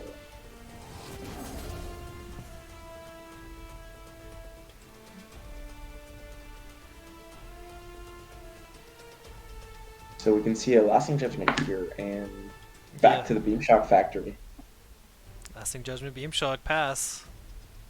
Well, also throwing in, spitting out a 1-2 in there. You can do that every turn now. Yeah, they could Tempest too if they want to clear the Regalia, but there's no need with Beam Shock. Yeah, it's funny. The Regalia, usually this incredible card, it doesn't do anything if your general is just stuck in an infinite chronosphere.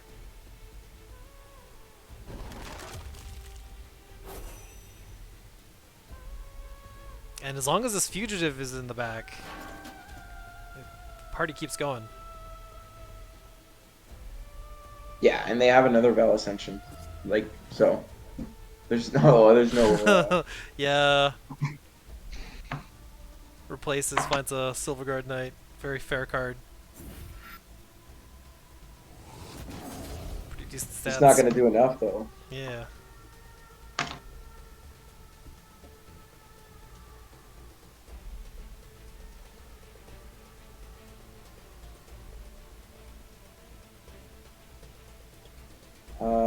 Fortified assaults don't do anything. No, but I think we're gonna see a. Oh, I thought we were gonna see a trade Tempest, Fortified Assault, Beam Shock, but okay, they're gonna claim to heal up. That's a cool play. Claim their own 2 minions, set themselves up with healing tiles nearby, and yeah, it's pretty funny. I wasn't even thinking about that. That's pretty great, but it does have the word "all" in uppercase for a reason to let you know. Yeah. They got to clear this way, but they didn't copy claim, so... Yeah. That's it. So this Litigris is going to be able to survive. Unless it gets, you know, bopped by Fortified Assault. No, because there's Fortified Assault. And, yeah. Assault finally, we see the Rush Cat. Definitely a bummer that Angel didn't get it the one turn they needed it. But yeah, this would have pulled him out of it. It's too late for it now. Yeah, Circle of Life.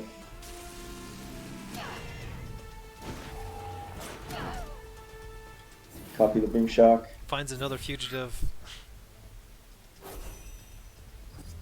And Angel just passes. Yeah. And get more Beam Shocks. Because otherwise, like, you play your Saber Spine, it gets hit for 5 and heal 5. But yeah, the Beam Shocks are multiplying at this point. Yeah. So they can Beam Shock every turn and copy other spells as well if they need to. So yeah. I said this game would go to Fatigue, and here I am eating my words up because. Well, hey, look at that! It's going to Fatigue almost. In like 8-9 turns, Snowy Onion has dealt 0 damage to RGL. But this is all you need. Like, you can just lock the game up, and then it's locked in your terms. So that means Abracadabra, I win. Yeah. Pretty wild. Grind through every card in their deck, kill them all, heal them all, just stun them all, dispel them all. Whatever you need, you can make infinite copies of it. It's a really strong style, even though it's only got 1 minion. It's a really good minion.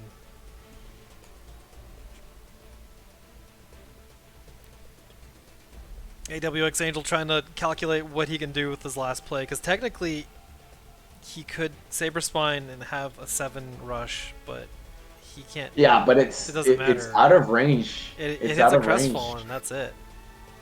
Exactly. Not only is it out of range because it provokes from the Crestfallen, but like it's out of range of being roared from Archeon because of the Beam Shocks and hitting faces at the same time. And either way, 7 damage at 16 life for Snowy Onion is just nowhere near enough. So we see a third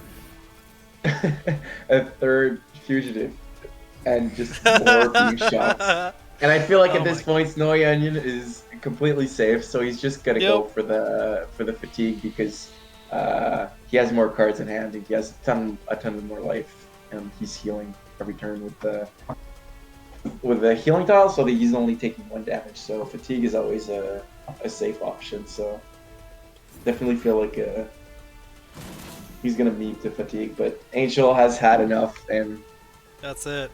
I can get behind that because that was torture.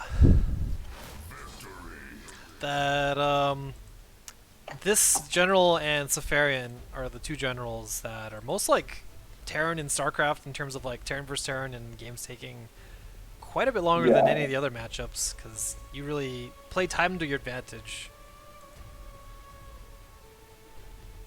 So yeah, congratulations Snowy Onion for a 2-0 victory over Abodivix Angel. And that leads us to a funny mismatch, like a matching that wasn't really supposed to happen, but it happened. I didn't see Arsdina on the top 100 tier list, so I seeded them low seed. Whoops. Well, we have a pretty intense series here as a result. So yeah, we have two higher seeds facing up. Yeah. Yeah. You ready for this? Yeah. All right. Let's paste it in 3, 2, 1. Paste.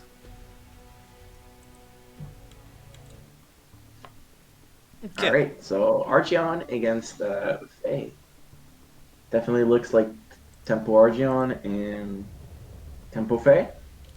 Yep. Maybe mid-range Faye, but with the Cryptos and the Tigris, it looks more Tempo. Yeah, she's going to get in there. Latigra sometimes tells you that there's going to be some Shroud, perhaps, maybe some artifacts, but Faye's going to get in close and hit a bunch. Hearth Sisters, like the best minion in Vanar. Or at least, no, it's best 2-drop, I'd say, for them, maybe. Alright, so no turn 1 for Archer 4. Yeah, unfortunate, but it's not the end of the world because you haven't burned a card yet. And then next turn he can play a Sentinel if he has nothing else to do. Yeah, and in counterparts, Estradina does not have a great turn 1 play. They have only got 2 experience. So you can't put something in the center that is going to stick, because usually you want to put a 3 health minion in the center so you can go to the top or bottom mana tile, because the general will just kill whatever's there. Probably use the Sentinel to kill the Cryptographer is what Archer 4 is looking at. Well, yeah. I'm going to replace a Tempest for sure. Yeah, but and you can put it diagonally in front of their general to block them from going to that mana tile. Like this. Yeah, I mean, Faye has access to the other mana tile for sure, but they can't access the other mana tile and punch Sentinel at the same time, which is the key.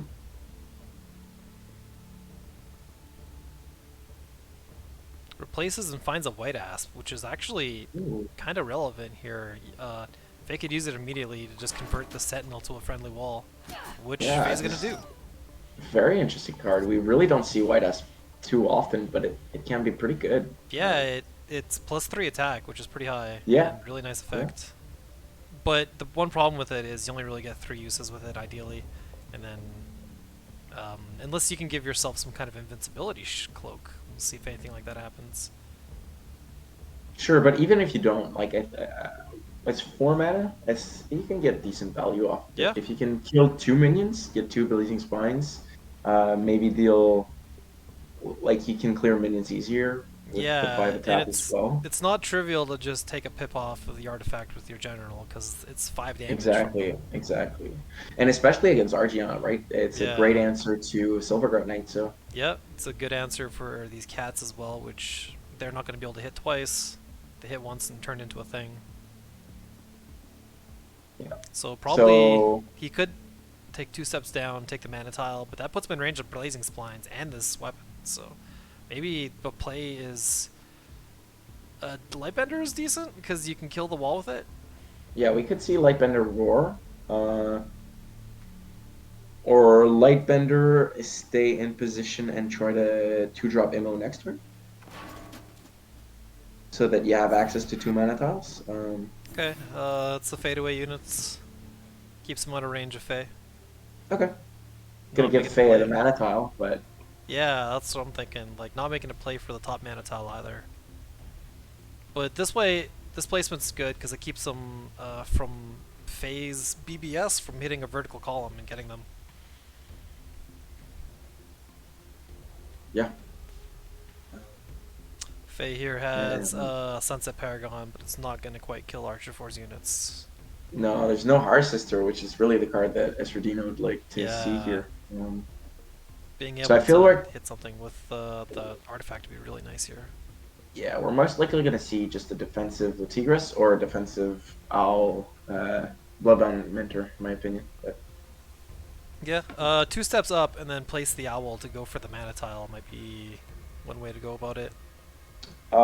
yeah, I think if you play Bloodbound Mentor, you maybe go face with your artifact. Okay, we're fading to the back row instead. So Eristina really wants to protect either this Latigris or this owl. Or the owl got replaced. Or no, No, the sorry. No, yeah, Bloodbound Mentor is it was the one you have. Bloodbound Mentors. But yeah, Esfredina is gonna play this matchup well, right? Argion needs to be in face to do anything, and Faye can stay back in Warbird. So Esfredina is gonna make Argion come to the wall, which otherwise they wouldn't be able to use, and just play defensively. Mm-hmm. They have also got answers to backline threats of their own with Hailstone Prison, so Archer 4 can't counter this Tigris with their own backline threat as a Tigris or something else, right? As a lot of prisons. Opting to replace another card instead of one of the two that Faye had at the time. Really wanting to have the lockdown option. So this Latigris can't do a whole lot, for instance.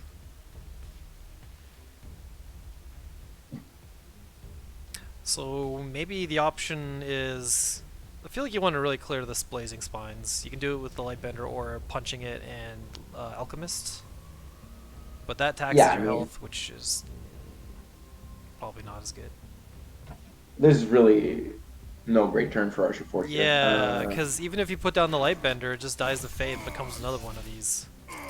Yeah, this Tigris is just too much. So I think this is your best play as Archer 4, as play your own Tigris and Prey, but with Hellstone Prisons in hand, I think Faye's definitely going to have the advantage coming out of this.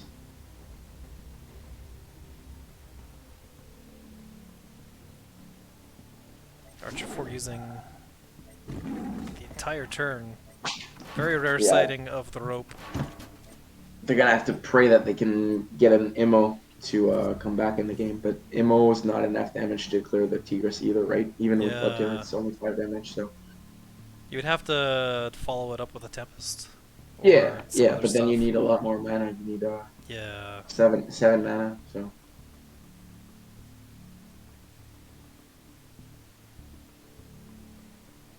And you still need to reach this Tigris because you're still far away from it. So.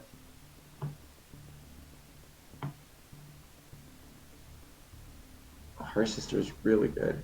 Oh, Hearth Sister finally. So, yeah, you can just set up and swap something in. You can kill the Tigris here and turn into a wall. Or, I mean, you could go for the Lion or the Primus, but swapping the Latigris in really seems like the play here. I think you could just ignore the two drops, right? Just Hellstone Prism and Tigris. Play your Bloodbound Mentor BBS twice. Stay back, so that Lion can't double punch you either way because it's far back. With the 2 prisons, you actually have the option of burning a minion, so you can unsummon the Lion and then unsummon Latigris, and Latigris just gets decked. Yeah, but you could also just unsummon Tigris and unsummon something else next turn. Yeah. Like, Argion can't build up a board, and he's on a clock. Pretty nasty combo. Yeah.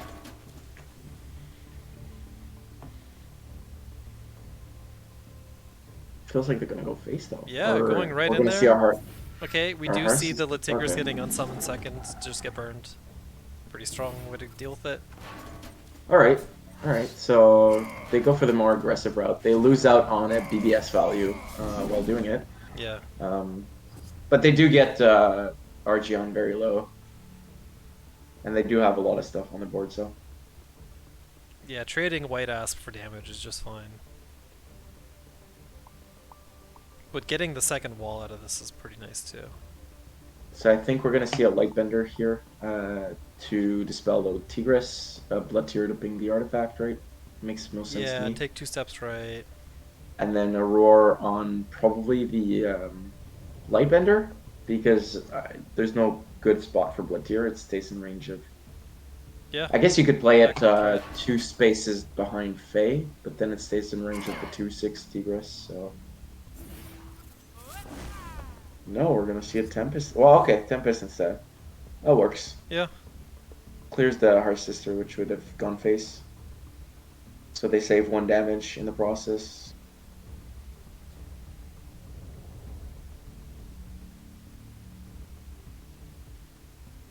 Oh, this is a really nice thing for Aristina to have, both the Blood Mentor and the Cryptographer. This is a lot of nuking options. She just runs away.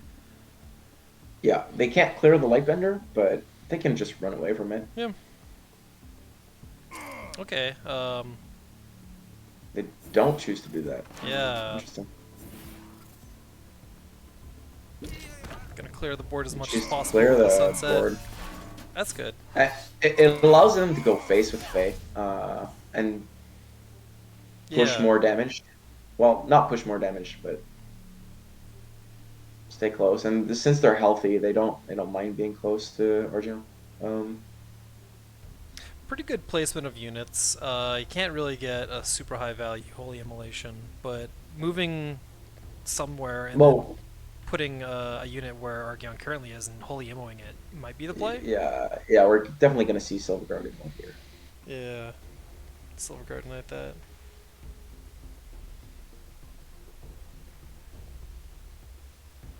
And then the Trinity Oath. That's a really good follow-up. After this turn is a very good follow-up, yeah. The heal is going to be clutch and yeah, the value from the card draw. So I definitely replaced the Windblade Adept here. yeah, this is an early game thing. Don't really need it right now. Well, it could be good to MO, but it like you can MO with your Silver Guard Knight, and you can, if you find another MO, you've got a Blood Tier in hand. So yeah, Blood Tier might even be decent for taking out the Blazing Spine, but that thing probably isn't moving or doing anything. Yeah, no, you need a Heart Sister for that, and Right. the Heart Sister's probably going to be more useful on the Silver Guard Knight.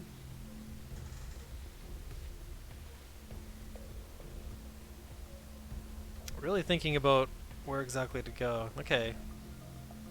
Yeah, finally replacing the Windblade Adept.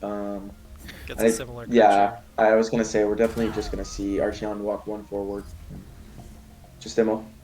Yeah. Alright, so they're still in it. Esradina is 2 cards in hand, so they missed out on 2 chances to BBS with Bloodbound Mentor. Yeah. And miss out on card value that way. So they can still BBS with Bloodbound Mentor, but they can't. Well, they can actually Tigress. Sort of deal with the Knight. They put the Tigress right in its face. Yeah, they play Tigress, I think, above Faye. Play Bloodbound Mentor on the tile, BBS, yeah. And they can clear the Silver Guard Knight that way. Definitely feels like the best play. Yeah, well, if you put it above Faye, it could land on the mana tile. No, because you play Bloodbound Mentor on the tile, which right. allows you to play BBS, and that prevents the only bad spawn from your cub. Yeah, that's a really good way to guarantee where your cub spawn is. You just block the other spots with units. Exactly, but they don't, so they're not going to play BBS this turn. So they're going to stay low on cards. Yeah, just the Owl. The Bloodbound Mentor is a really good last card for Faye, because it essentially doubles your damage on your Warbird. And EMP is also a hell of a draw.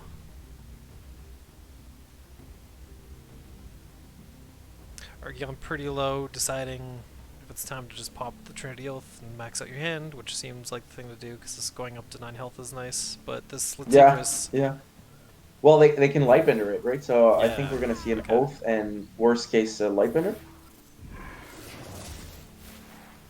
I guess not. But that means Archer 4 is just going to buy 2 Bloodbound. Oh, no.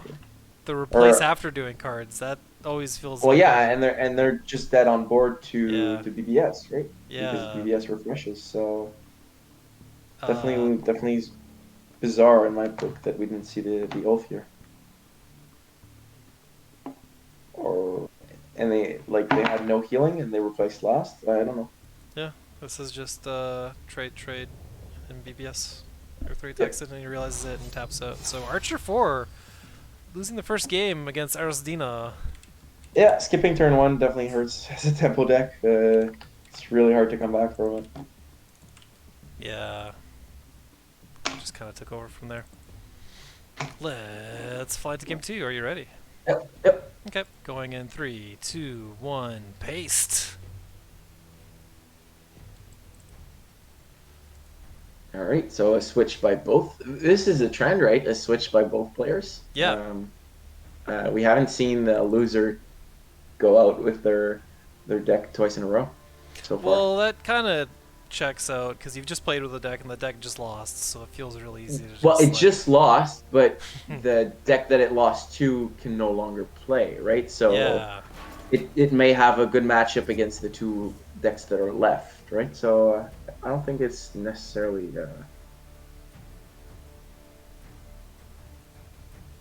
It's not an automatic in my book. Yeah. So we have kind of a slow start from. Well, actually, no, Arstina threw on the Crescent Spear. That's a fine turn 1. Yeah, for an Negates deck, it's a good start. Yeah. Archer 4 with the backline Tormentor to copy something. Any creature that comes down.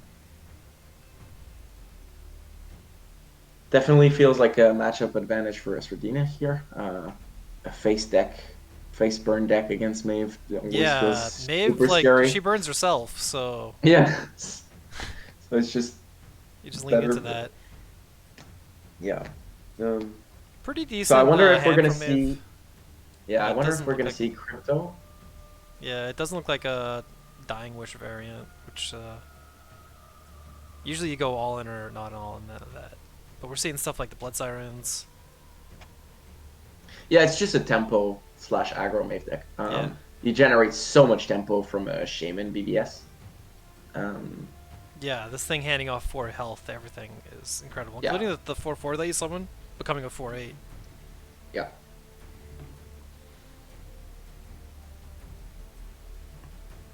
So it's not that big of a deal to play a Cryptographer in this matchup because you're handing off that, which is, I mean, it's a 3/3 minion, but it's not a really dangerous BBS. I don't know. I wouldn't give Maeve a free BBS on turn 2. I feel like they're gonna have such a huge tempo turn now. Yeah, it's also free, so this could be. Well, yeah, Shaman, Crypto, which they didn't have access to the BBS before, Blood Tier to get rid of that Heartseeker. I think Esradina could have definitely allowed Archer 4 to have a Lantern Fox here. I don't think Archer 4 can do too much with the Lantern Fox. So the play there actually should have been to play the Arcane Heart, get the Heartseeker first, because I think that transforms into that, right? Like token minions coming down. Yes, but they can't because they didn't have access to BBS before playing. Yeah, so of course they'd have to wait another turn. So yeah, exactly. And wasting no, I 2 think turns I would in have a row. played a. I think I would have played a Lantern Fox, and possibly just a Katatsu on top of it. Yeah, this thing's a lot slower. This Cryptographer is going to allow Maeve to have a huge turn here. Archer 4 just thinking it all out. Take 1 step left, get the mana, try to get another mana in the process maybe. Yeah, they can play a Sworn Avenger on top of it, right? Yeah. They can play walk forward, play Shaman diagonally, play either Blood Tier on the tile or Sworn Avenger on the tile, and then play Blood Tier, play Crypto, BBS everything. They could even Shaman, there. Yeah. Above. Yeah. And then there's 3 things above. Yeah. Huge. Oh, so right. Crypto turned off, turned into like a huge anti-play. Yeah, I forgot they couldn't Blood Tier. I forgot to count 1 mana for BBS, so they couldn't Blood Tier on top of that to clear the Heartseeker. If they could have, they would have been just insane. Pretty incredible start here. Aristina's going to have to fall back. There's not a lot of options for clearing this, and the Sworn Avenger is going to just do so much. What Aristina is really going to need is Panda Transformation, exactly. Yeah, an Onyx Bear Seal here. The only good thing for Esradina here is that Archer 4 did have to take some damage to do that turn, the BBS, and they punched They punched. Punched to buff up the Avenger.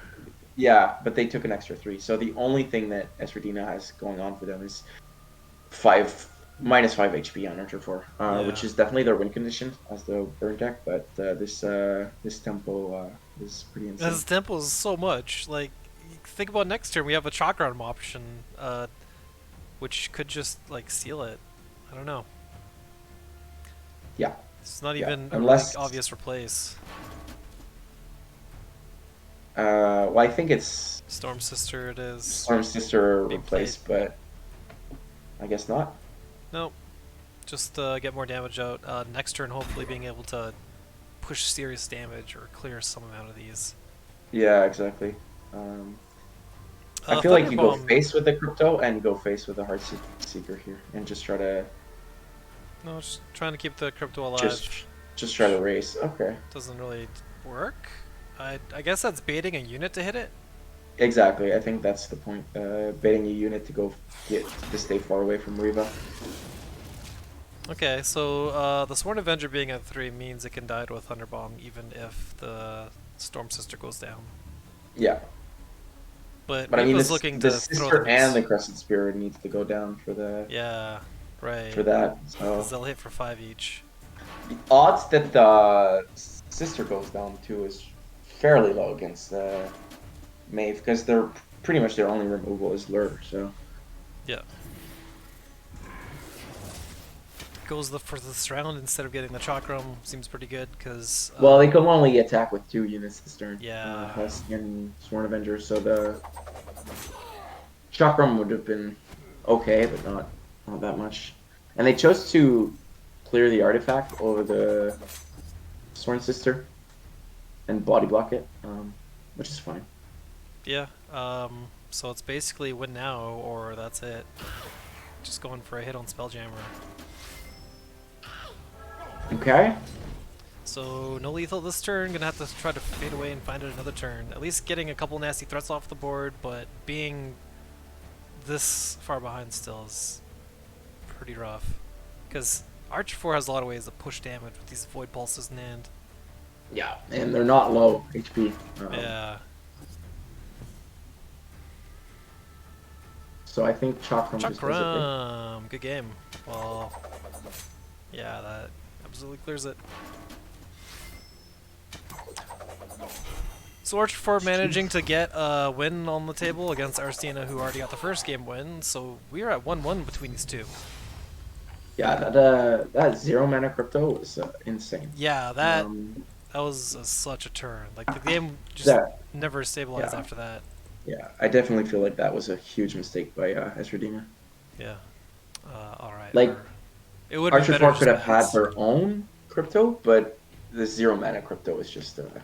It was so much for that deck for right there, and perfect hand, and had the Azure Horn, and GG. But yeah, let's see how they do it in game 3. Are you ready for that? Yep. Okay, cool. Let's go in 3, 2, 1, paste.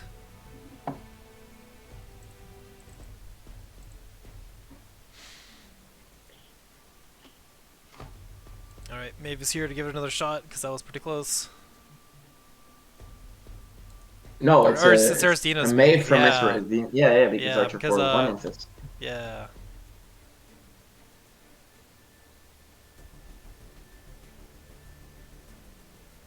And we see Tempo Argeon back for Archer 4. And they have a turn 1 play this turn, so...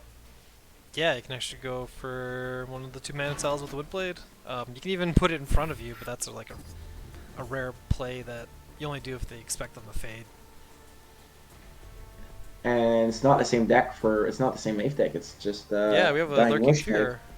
With quite high mana minions with the Dagona and the Vorpal Reaver, so Vorpal Reaver is interesting. Greedier version of Dying Wish.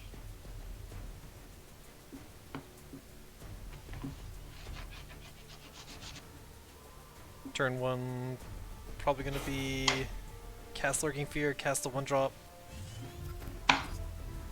Yep.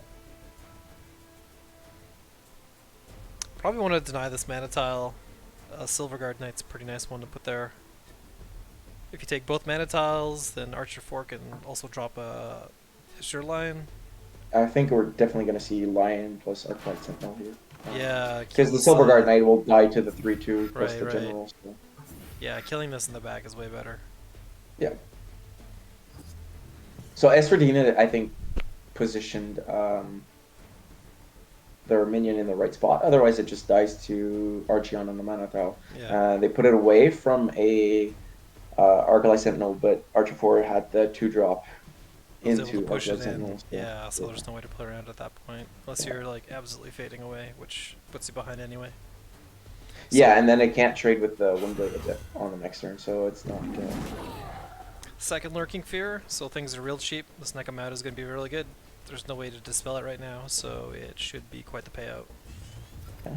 Let's see if we see an E-Shroud or something. Sunbloom shows up. So a Immo could push a lot of damage here. You could roar the Lion, step on the mana file. Yeah. Immo it. Attack only once, but still. Deal like 10 damage. But Archer 4 does not replace for Immo. Instead of it's just going to play. Yeah, the Windblade in the back and the Silver Guard in the front. Totally fine. They get to push 4 face damage, clear the Nekomata. Yeah. This is your line taking a step right and up. So then we'll just see this partial surround.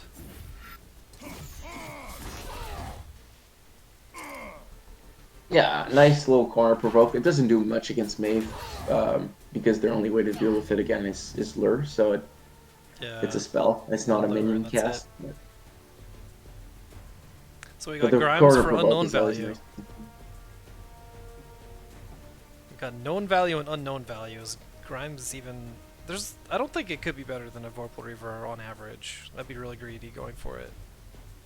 Well, it's 2 minions. That's that would right. But against Archeon, I think one big minion is better.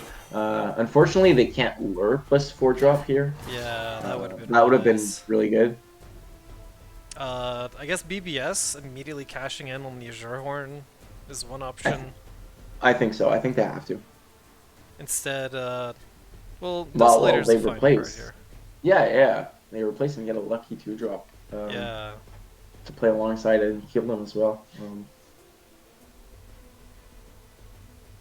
And the last question is, do you want to heal your? Do you want to give health to your Desolator, or do you want to try to play it again?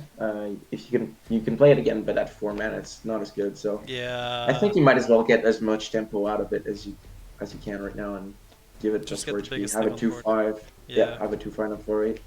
The 4/8's gonna be really nice here. Looks like could potentially be exactly that. Yep.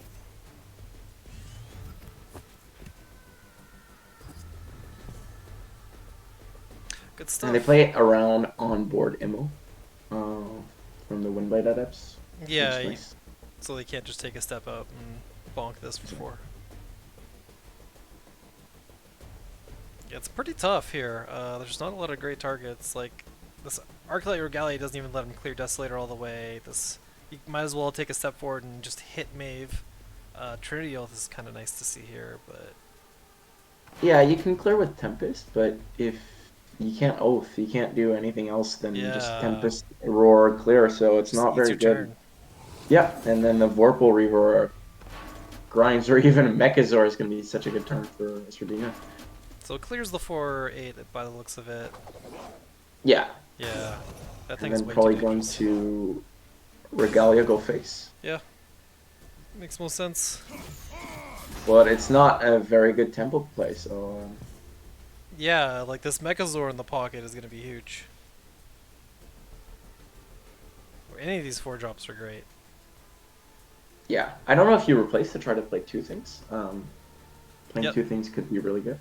Yeah, we do see the replace. Yeah, that's a really good idea, because now this Nightmare Operant can seed another Mechazor. Yeah, so... I'm not quite sure what cards Archer 4 has in his deck, but I think we're going to see a Mechazor in the bottom left corner. Yeah. Desolator probably takes 1 step down to body block. Yeah, for sure. Oh, never mind. We just have a Vorpal Reaver there. Alright. Vorpal is good too. Yeah. Tempest does clear the one ones. Regalia Tempest is going to be a good turn here. Yeah, he's gonna be happy with this. Yeah. Regalia Tempest is really good.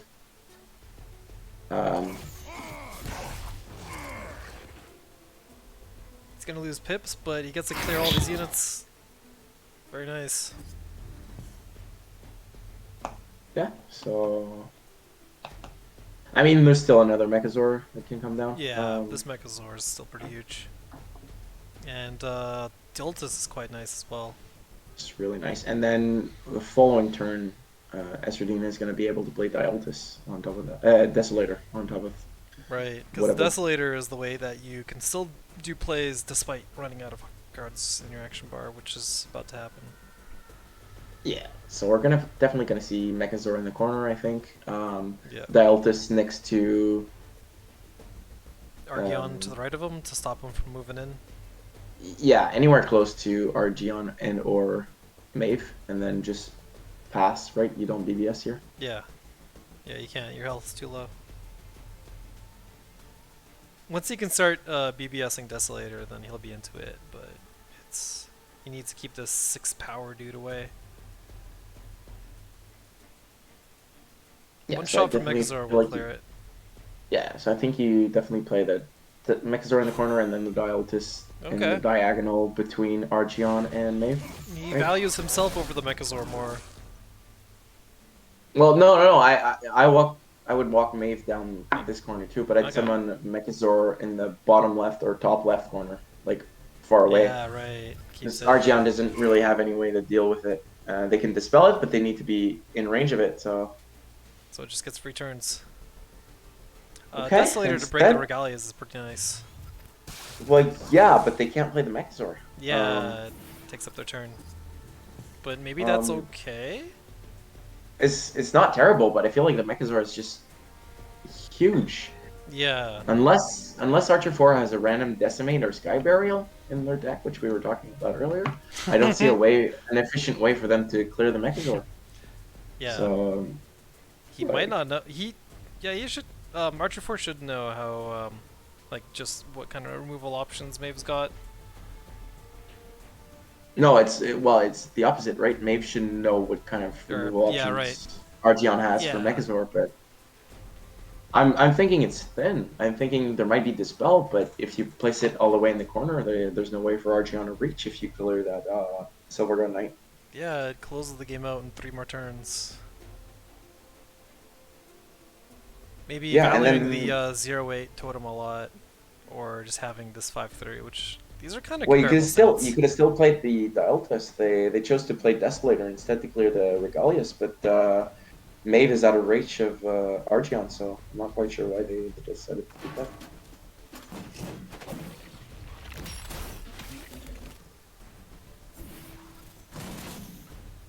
Yeah, we see a good trade for Archeon here too.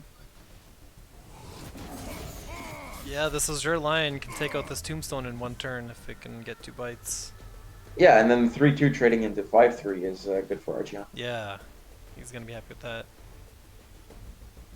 They didn't get a huge shard, right? They only played a 2-drop and a Roar with 7 mana, so that's not much, but otherwise the on-board threats were dealt nicely. So there's a couple things that could be done here. Like this 4-2 could just push in for 4 damage, take Archeon to 10, and then move the Tombstone diagonally to block him. Might be decent. I thought we were going to see double 4-drop here. Mechazor, and then the 4... Desolator. Yeah, 4 mana Desolator, so the 2 mana Desolator in your hand. But they replaced the... Point blank Mechazor, looking for value out of Force Field and Frenzy, huh? Okay. This, it complicates things for the Azure Lion.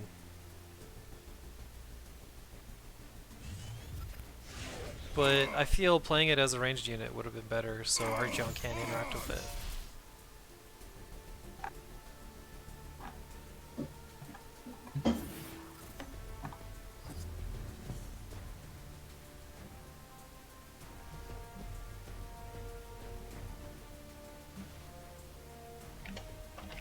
Sentinel can't even really hit it. Doesn't have a clear space.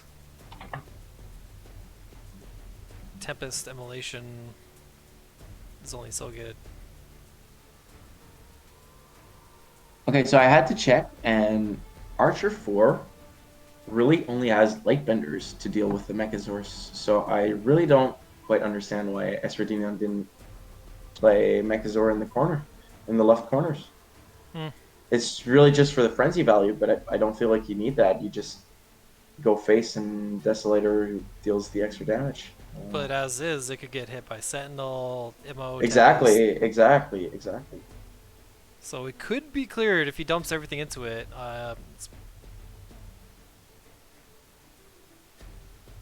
Dropping the Regalia kind of limits his options. He might want to roar the lion and go in that way.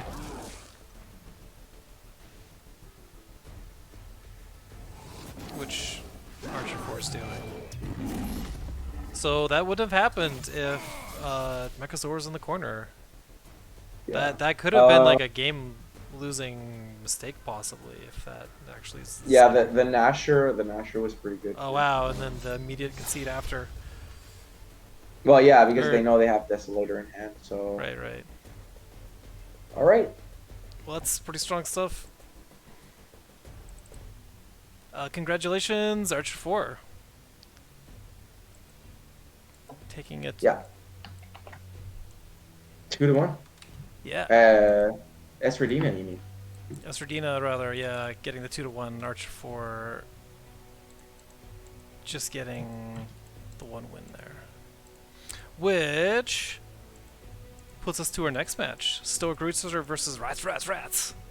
Yeah, I'd have a tiny break to go to the bathroom. Yeah, we've actually hit the halfway point. Let's just take a break. Exactly. We'll be back in about 5 minutes or so. See you guys in a bit.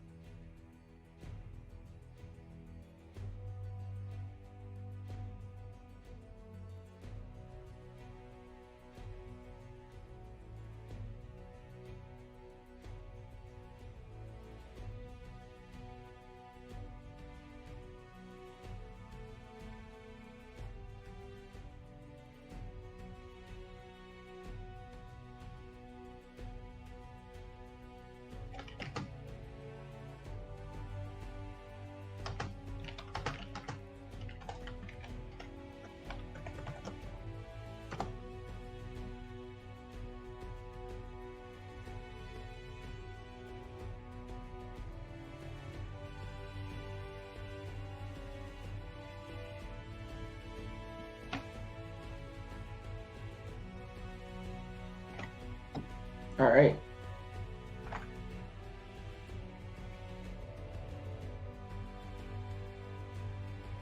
Set 4. Oh, right. Sorry.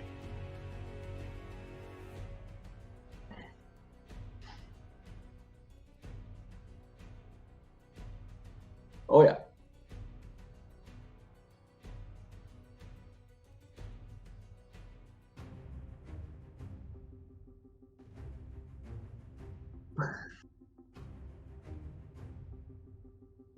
Not quite, no.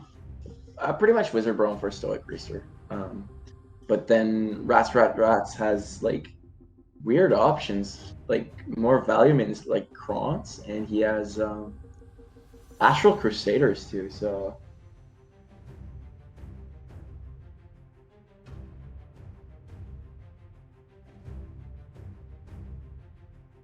yeah, I don't feel like it's quite the good matchup though against a Wizard Braum that's gonna have a ton of removal for it though.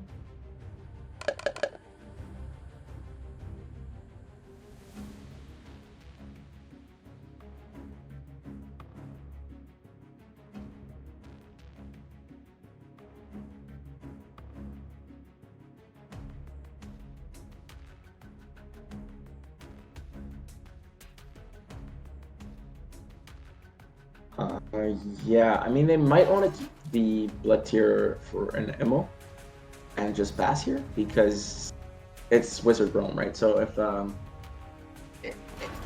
yeah, and it can actually allow Rats to have a turn 1 play, like a Fortified Assault or Lasting Judgment or something like that. So because you definitely don't need the tempo as Wizard Braum, right? So.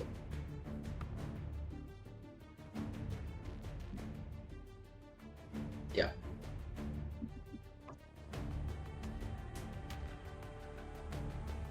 Yeah.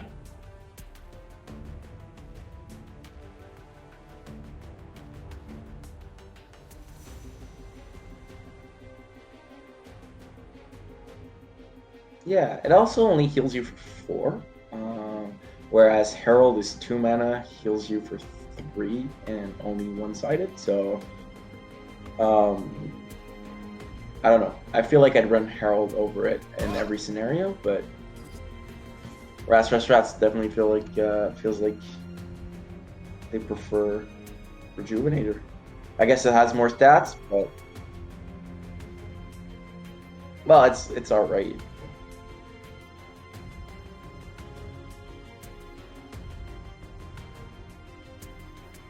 So we're probably gonna see a Kron here, is my guess.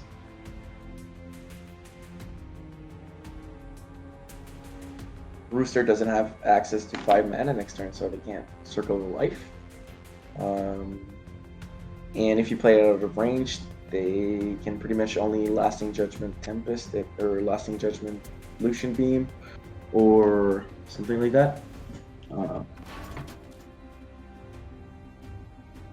Yeah, no, I would have played Step Forward and Kron defensively, so that Lasting Judgment is not a kill with a face attack from Braum, but they decide to go for a 4/4.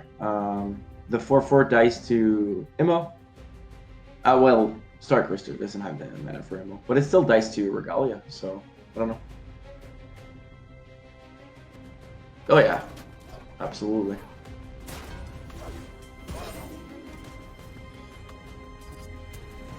Yeah.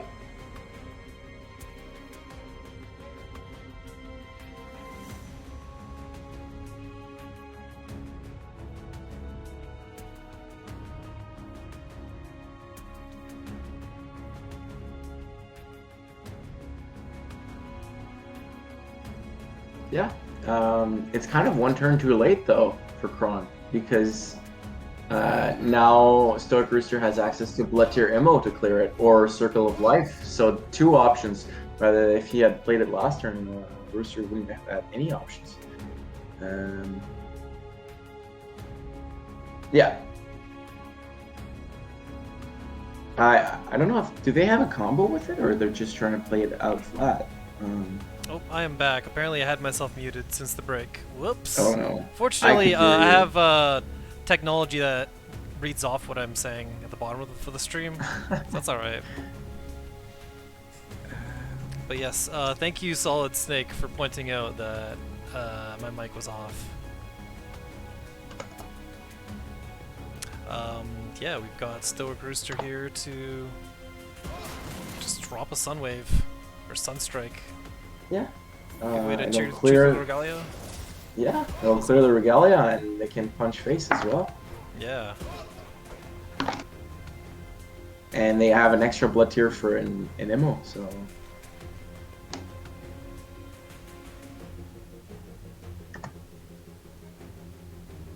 could play the Astral Crusader, but it hasn't been pumped up at all, so it doesn't do anything. So probably gonna want to swap that away. Kron's got to come out sooner or later, even though it can immediately be cleared. I feel like generating the 2/2 is just worth it. But Brome kind of plays on a different pace.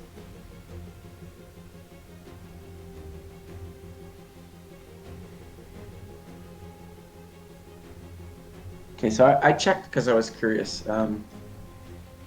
Rats does not have any sort of combo with a low mana Crusader. They have Aegis Barrier, but other than that, well, I don't think there's any combo possible, right? It's just there as like a in our in Linar. Yeah. Definitely a unconventional deck. Yeah. I mean, it would be pretty funny if it shows up next turn and you can just slam it down. Because those things get out of hand pretty quick. Ideally, you get it in your opening hand, and then you can just go from there. Yeah. Double Regalia. What a terror. Stoic Rooster just annihilates Krons in one hit now. Yup, and take no damage from it. On that note, is it even... Like, you'd have to backline this Kron. Yep. But then Rooster has the Circle of Life, so... Yeah, so... Not great options for pinging down this Regalia, because you have to do 4 damage before you can even start going at them.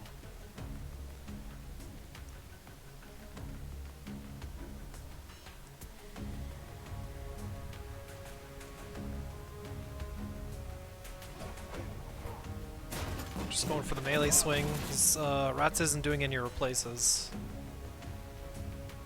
Maybe he is considering Well, I think he is going to play Kron. Yeah. And hopefully defensively and replace. Yeah. Start building up like but, ranged and yeah, flying minions. Yeah. Pray that Rooster doesn't have a claim or a Circle of Life. But... Play it in their face? Okay. They might be scared of face damage because 6 face damage does hurt. They can actually they actually get the rush minion. Yeah. There they are, one of the artifacts here, which is huge. Lucky gets one of the Regalias down. No, we're one-shotting on Kron.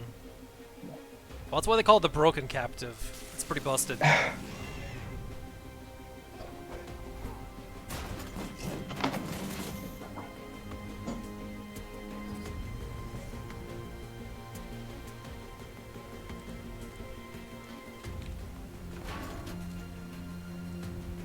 Yeah, Rats has all these spells to deal with minions and interact with but minions. Yeah, Rooster does not have any minions other than a few reactive ones. Yeah, so he can cast them whenever he wants, and just like keep beating with this Regalia in the meanwhile. Yeah.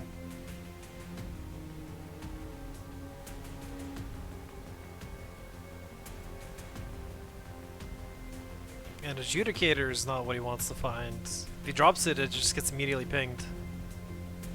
Yeah, so I think we're probably going to see Blood Tier Immo Oath, maybe? They could do with BBS too, but then they lose out on a card, so Blood Tier could be used. Otherwise, we're going to see Scintilla BBS. Yeah, dropping it on the mana tile, maybe. Oh, yeah, Rooster really doesn't need the healing. So I thought they'd just try to push damage with Immo here and have the Oath refill. But they're not pushing damage, instead they're going to play minions and Oath. Does it in that order, so this has the provoke keyword. Yeah, they play a Blood Tier, they play around Claim a little bit, so... Yep.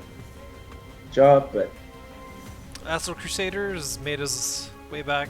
He's now a 4 mana 9/8, which is okay, but dies immediately to anything.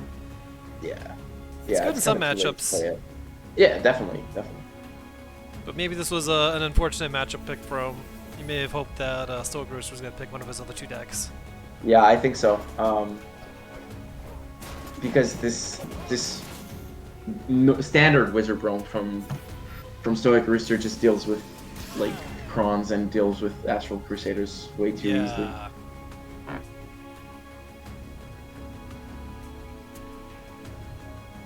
normal haymakers are bread and butter to clear.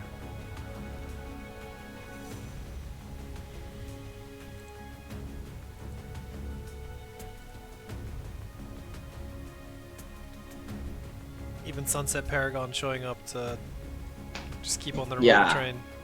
Yeah, and that's just going to clear a Crusader, so... Yeah, no matter how big it gets. Yeah, exactly. I mean, they also have Martyrdom and Claim, but, like...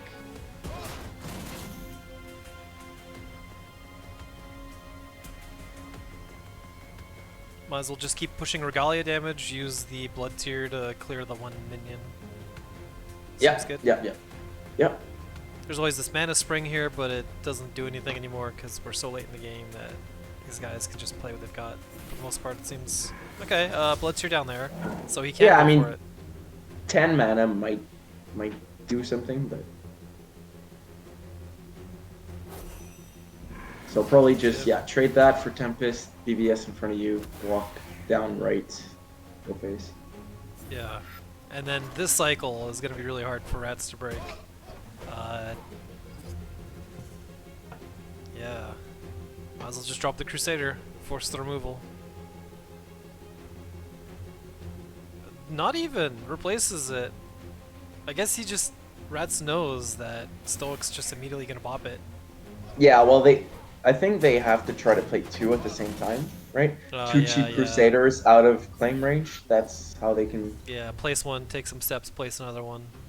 Yeah, but even that, like, Stoic Rooster will always have the option to clear one and back away from the other one until they can deal with that one, so...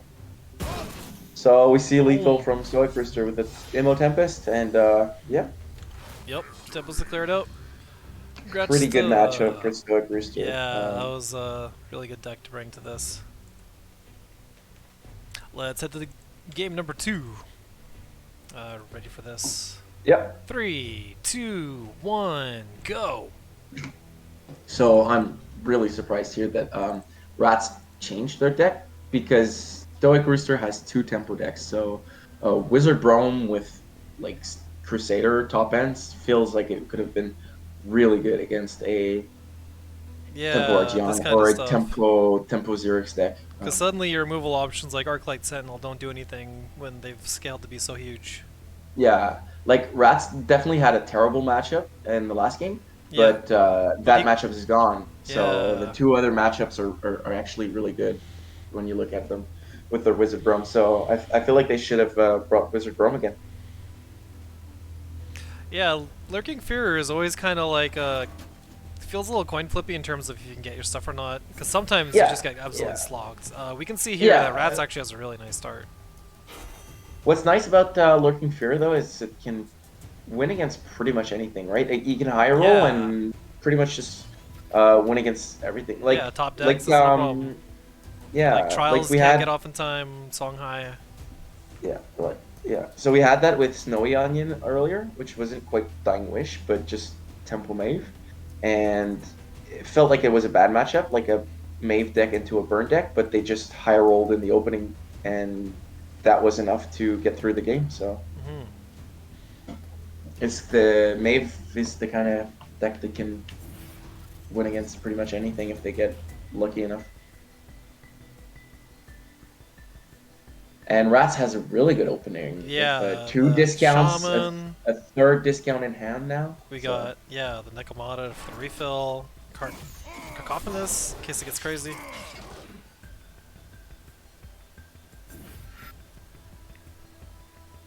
Silverguard Knight blocking the diagonal, pretty good stuff. It's going to want to keep Archeon right there.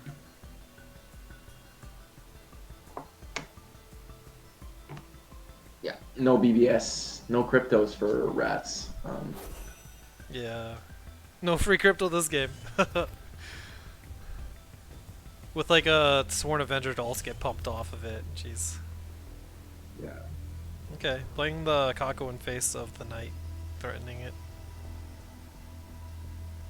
Yeah. Pretty much the best that they could do. Yeah. And then thinking about positioning for Nekomata. Have to try to play around Immo, especially with a Lion. The usual way to play around that is you just stack everything diagonally. Yeah, yeah. They can't really do that though. They wanted Cacophonous to Yeah. be nearby the Silver Knight, I think. Oh, they don't play No Necromata. plays. That's a choice. Maybe Okay. watching out for this Lightbender Yeah, but I feel like they could have played it like in the back. behind the Cacophonous, right? And Yeah. be safe-ish against Lightbender. Well, if it was behind the general, I don't know. It would have to be like diagonally back away. Maybe it'd have to be too far away. You felt. But Nakamata is Like such a good dying wish. behind Cacophonous, there's no immediate access to Lightbender. It needs to be double dropped to be behind Maeve. Right. Well, not quite, because Argion could punch the Shaman, the Lion can punch the Shaman, and walk to right and then Lightbender. But you'd still have a 6-3 and a 4-2, so... Yeah. Okay, Lion getting buffed up to take out both these minions. Pretty good option.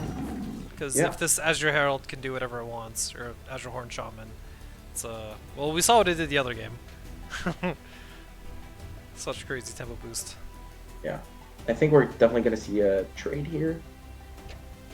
Yeah. And then, I don't know if we're going to see Sworn Adventure trade face, or we're going to see Healing Mystic to heal up the Lion.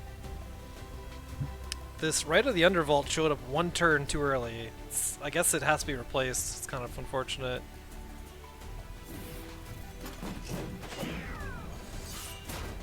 Yep, there's our trade of the biggies. Yeah. Sworn Avenger is going to be a huge problem, because unless you find Whip, it's going to be hard to get it. Yep. Or the lure. Okay, so now it's Neko time. Guess he wanted to make sure that it could immediately be crunched.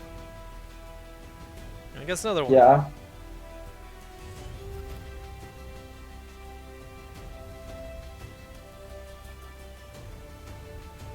I feel like they missed out on a lot of tempo last turn. Yeah, by not playing it, because it could have possibly hit like a minion or push damage.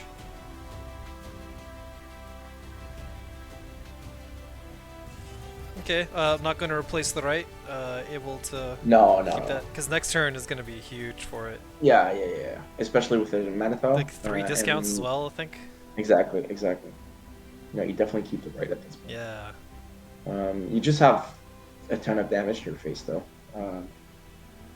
Like an Immo here would heal up the Lion, deal 4, if I get hit twice, yeah, that would be so big.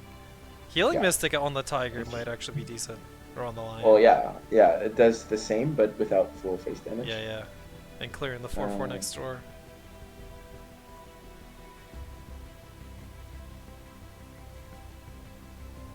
The Sworn Avenger probably wants to kill the Cacophonous.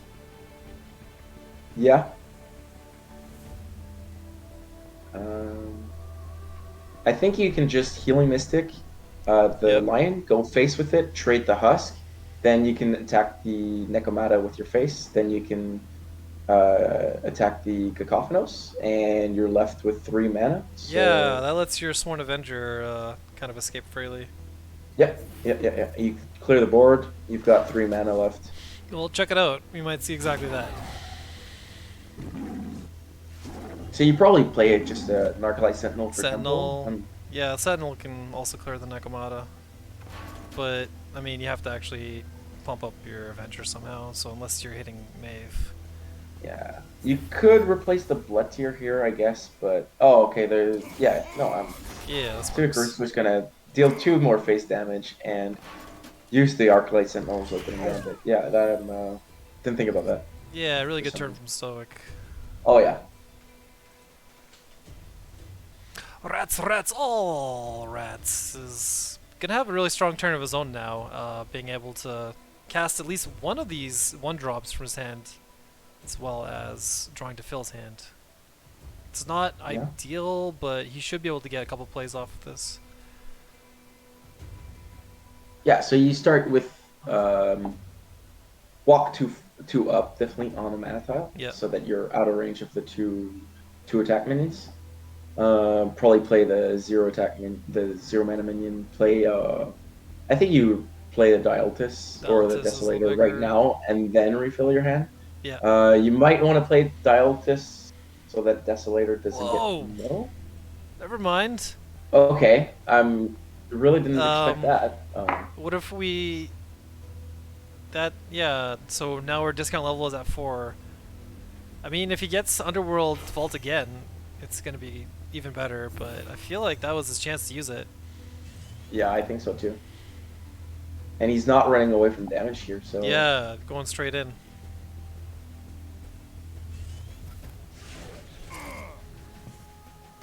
God. And the Desolator pumps up, so... Yeah, the Desolator 5, makes the Sword 6, Avenger 7, bigger. 8, 9, 10, 11. 11 damage on board with Roar. Yep. So... Not quite lethal. 6 more damage. 6 damage is hard to find. It secures it in 2 turns. Probably you gotta look towards that. You don't want to be replacing Trinity Oath looking for the 1-turn kill or cast it. Yeah, so I think you can Lightbender here. Lightbender the Desolator and the Dialtis. Yeah. Trade your Sentinel in the Dialtis and Blood Tear. And then you can... Oh, there. Choose the Blood Tear. The... Okay.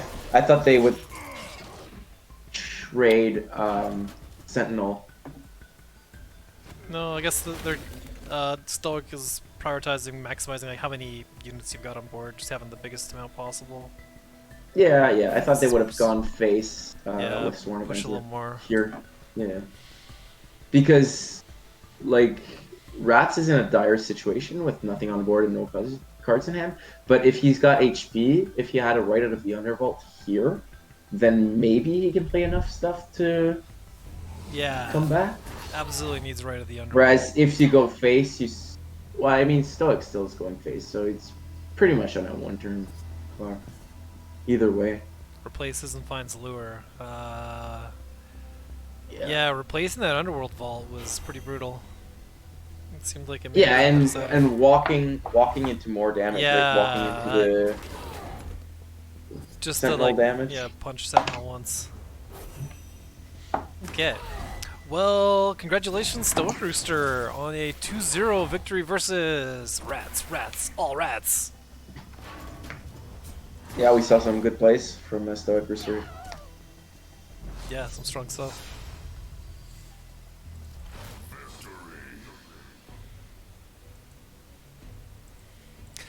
Next up is me. Ooh. Are you ready for this? Oh yeah. Hell yeah. Ready in 3, 2, 1, based. Oh, Siphron. So, I'm facing Colpulite, and my usual strategy for coming into a tournament is I like to start the first deck off with something kind of funny, cheesy, maybe rare, maybe memesy, so to speak. Like last time I came in with a Zohan Haru Specs deck. Next time, and then for other games I like to pull out the other more serious decks. Usually, I like Abyssian a lot, so I've been going to them. But for this, we've got a rare sighting of Safarian. You don't see many Vitruvians. No. I really like this calculator deck. I think it's really funny. I'm hoping too we see a pass calculator turn 2, just for maximum value. But you could play a you could definitely play a Ghoulie here. Yeah, Ghoulies are decent because you can actually control it. Like, sure, Yun has better stats, but it's just gonna get played around. No, I think you keep Yun in hand just for the calculator stats, and once you've played calculator, you replace it because you've got much better 3-drops. Yeah.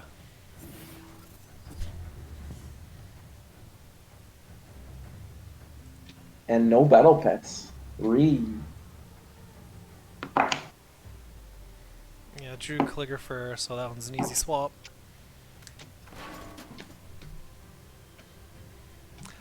Sif has some really good point removal, which is one way to deal with my ridiculously overstated calculators. Which I guess is Yeah, I stronger mean, against like a Magmar, Lionar kind of deck. with Kalios, you can play around Blood of Air.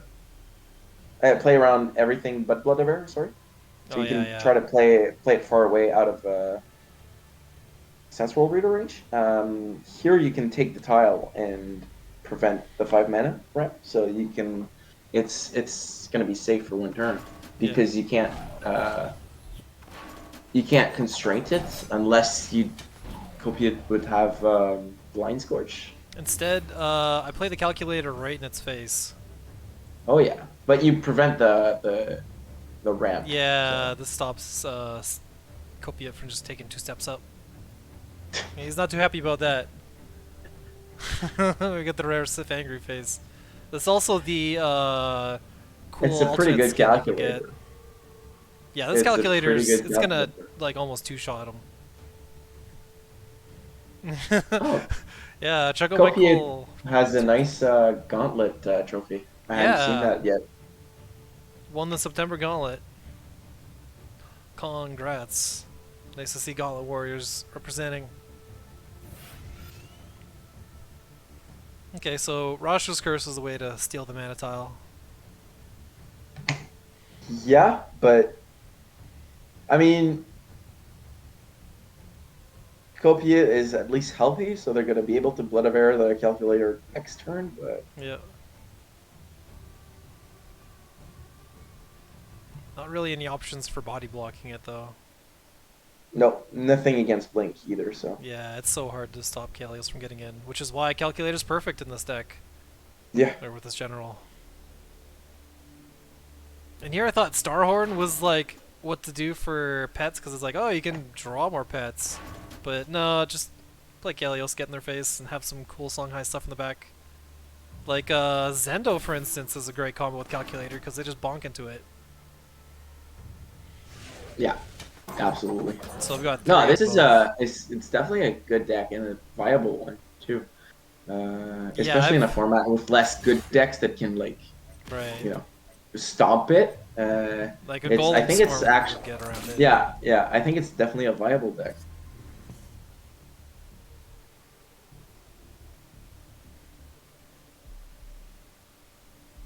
So 5 mana, and I've got the Rar in hand. Probably gonna want to just play that. Yeah. Pet that spawns pets. You can probably try to. You could also like play a 3-drop, blink it far away so that you can jux the portal further. Oh yeah. Because I think you definitely want to go face with calculator Yeah, before it's the so blood much of Air, damage. because yeah, if you miss out on this damage and the blood of Air, you lose out on a lot. So Yeah. And he gave me an opening.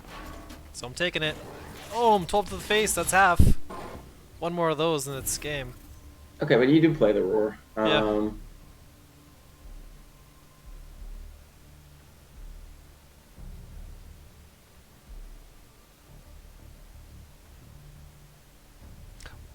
Yeah. No real good juxes here, so I think you just go face with Kalios and pray that they don't have too much and that you can close out the game next turn or something. But Yeah, if I could just sneak in a little more damage. do you have any burn in this deck, or do you have just value? No, the value closest stuff? thing to burn I've got is them crashing into a Zendo. Yeah. Okay. But yeah, we got like 2 damage Crimson Coil, but that only hits minions. Yeah. No. But that is some fast damage, so I could play like a pet and play that. It can be semi burn, right? If you play Yun in their face, Yeah. Crimson Coil, Yeah, you that's can 5 get damage. 5 damage for 5 mana. It's not too bad. Yeah. And when their health total is this low, that's like a real consideration. Gotta close it out Yep. somehow. Yep. He's gonna be pretty happy having a Blood of Air, the perfect removal spell. But Yeah, I mean, doesn't Sense even Roll need it, Reader is 'cause just a little bit better because yeah, getting the sand out is really good. and walk Herald so that Roar trades into Herald instead of Portal. Yeah, that's Right. what you'll want to do. Yep, the diagonal There step. you go. Okay, and go for face damage. Yeah, so we're both at 8. Yeah. We're spawning something on the Sandtile. It's alright. Kind of prevents me from dropping something on there myself, though. So I know that he's probably got more sand swirls or big removal, so playing 2/3s is tempting. I don't really have any good options for Jux. I could like blink Roar away and swap that, but that's not really great. Yeah. I haven't replaced yet, so Kron is not the worst, but it's kind of too slow. You definitely need to Jux the portal away so that you can survive.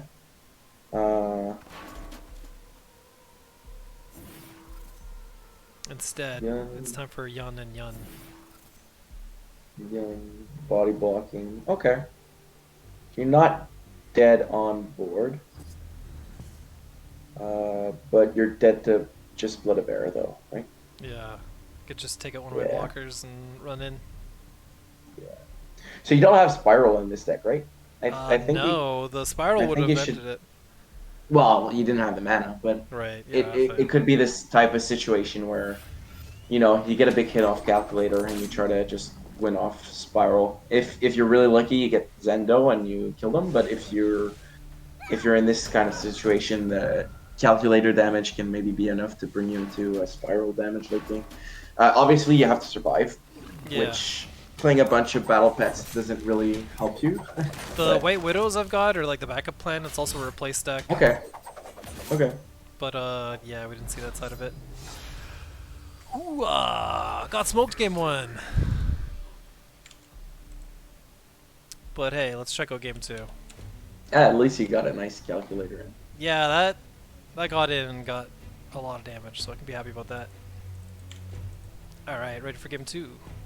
Yeah. 3, 2, 1, go!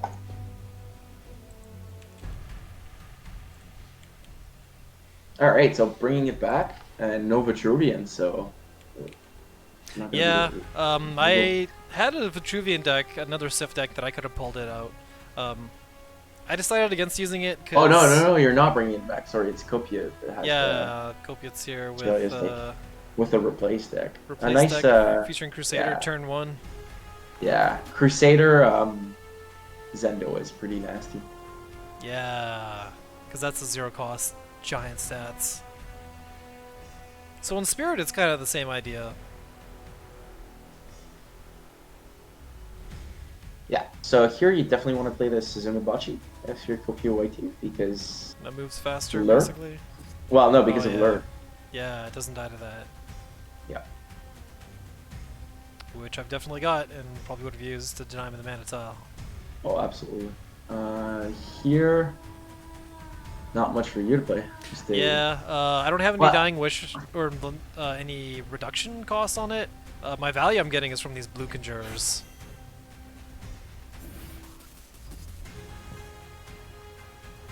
So you don't have any Lurking Fears in this deck? Yeah, it's all about... I have a couple Gores, battle pets for the Aphotic Drains to function.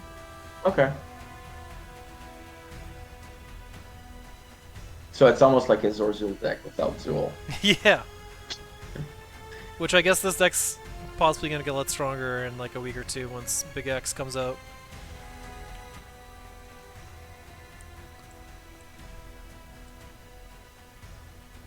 So I go for the diagonal because, I don't know, I feel like spending 4 damage for the Void Hunter isn't enough. So I'm trying to play towards something bigger. Yeah. Possibly drop down like Blue Conjure next turn. It's a little early for it. Yeah, hopefully it doesn't get backstabbed. That would be unfortunate. But we're either gonna see a backstab here or a Flame Wreath.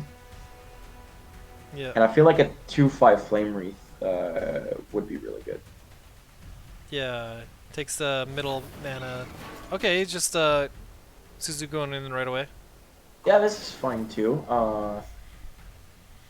Yeah, this threatens backstab constantly, so it kind of convinces me to hang my back to the back line, or try to take a push for the mana tile, but then I'll get punished by this thing so hard right away.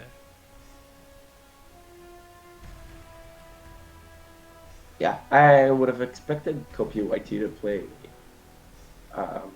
Kaido behind Maeve. That wouldn't have prevented you from going to the wall, but still just be nearer. But might try to double ramp next turn. I don't know.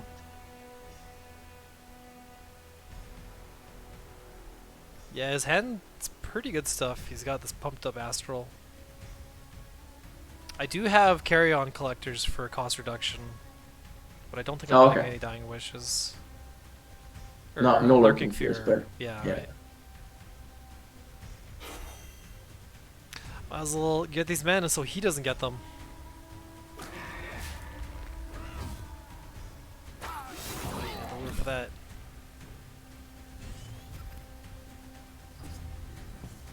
Alright.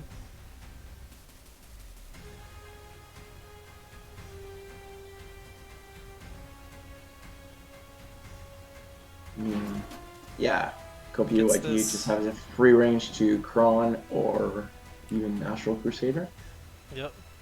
If he Astral Crusades, then he can backstab. Because he would have enough mana to BBS. Kron might be better because you can play that and replace something, but these cards are like really good, so it's kind of hard to replace any of them. Yeah, you could see a replace on the Crusader. Trying to be a bit greedy. Yeah, make it even bigger and cheaper. Yeah. That's what it's for, yeah. Do you have any removal in this deck? Do you have like Ritual Banishings? Yes. Yeah, then making a Crusader... Mind. I actually don't have any Ritual Banishings. Okay, so only lures, right? Only lures, and I have 2 punishes.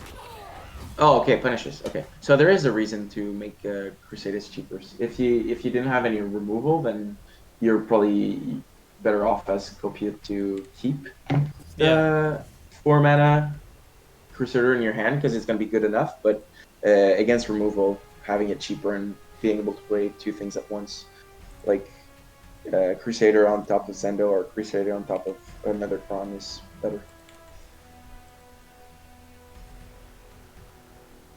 Yeah, so he opts for the Astral Replace and getting Kron out, gives himself a flying unit. And I'm kind of pinned here. The Suzu Mibachi in my back is pretty nasty. Yeah. And my removal options is the Snasher. Yeah, which doesn't hit many things at once. It's they played around it nicely, especially with the random spawn. And my mana is just low enough that I can't grapple them into position with the lure and bring a Nasher into the fight. Yeah. So instead I just go for killing the Carrion Collector and make it a 4/4.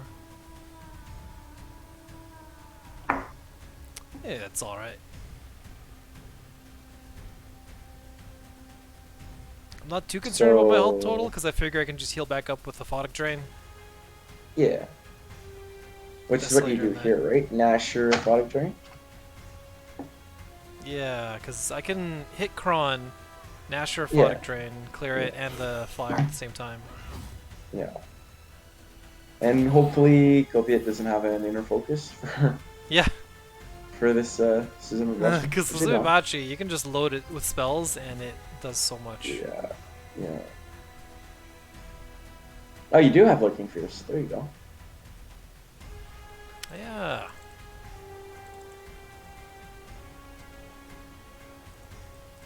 And Nekawada here, I think you're healthy enough, yeah. I mean, you're against Songhai, so you're never quite healthy. You're never yeah, how healthy can you really be? Okay, I've got 2 Lurking Fears and 3 Carry-On Crawlers. So that's pretty typical. Usually they go up to 6, but... So we can see Kron just pumped out a ranged minion, which is pretty good for him. Yeah, but you've got no removal for the Zendo, so... Yeah. Feel like this is gonna be game?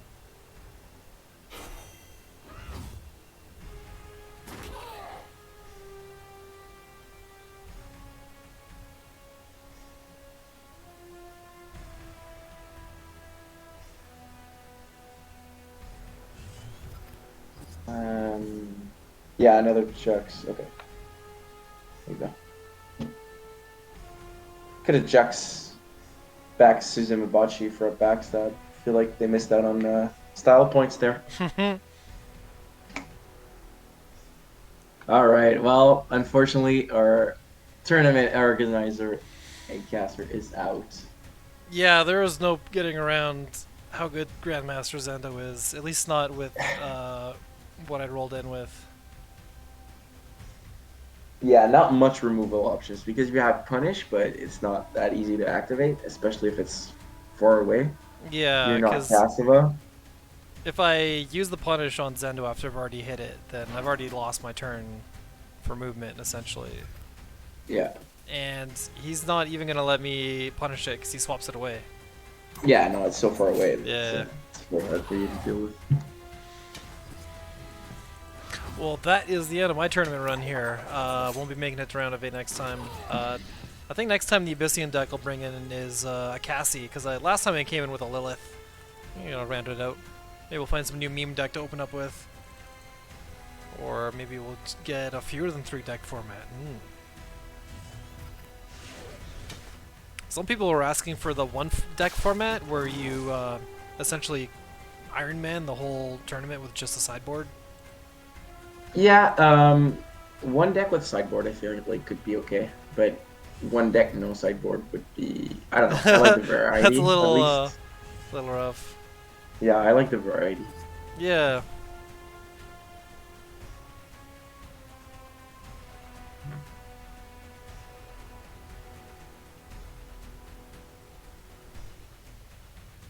But yeah, we can definitely try out 1 deck sideboards, and then the winner maybe can't change their deck. They have to run with the exact same version. Oh yeah, I don't know no sideboard options for them, kind of. Yeah, like, exactly. Yeah. I don't quite know how we could impose that and verify that, other than through replays, which is not that efficient. But maybe the honor system is enough. Yeah, if you see like a sus card, then or if the card doesn't show up on a list, but it's on a replay, then that's something. I guess replay lists would have to be, or deck lists would have to be public either way. Yeah. I like public deck lists though. Yeah, especially with sideboards too. It's like predictions on what they're gonna bring, or with this format, it's prediction on which deck they're gonna choose as the opener. I like this. Yeah, and then you have some assurance for later rounds for what they'll use. But yeah, that's me getting smoked. Congratulations to Kopiotz. We'll see you in the round of 8. Do you want to jump over to Agent Cypher 19 versus my boy Zorzul? Question mark? Yeah. Okay, let's jump over that in 3, 2, 1, go!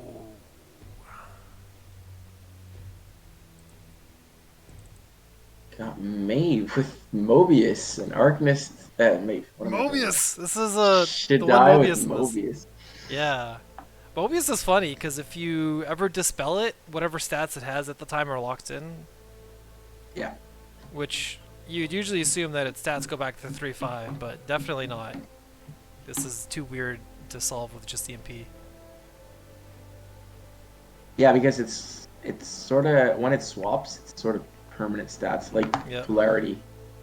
Polarity does, or equality constraint as well. Yeah, and it's a pretty decent minion choice for Songhai because it has 3 attacks, so it's just high enough that you can give it rush with Inner Focus. Yeah. And on top of that is the Arcanist package with... I still don't think it's a good card, but it's a funny one. Yeah. I think it's the only one in the tournament. Just this one deck. Yeah, it's definitely already interesting to see Arcanist without Kindling. Yeah. This is the dream start for a Dying Wish deck, to be able to drop a Carrion Crawler and then kill it and get it back. It's real nice. Yeah. And there isn't anything obvious for this Scroll Bandit to do. Like, sure, you can grab a mana tile, but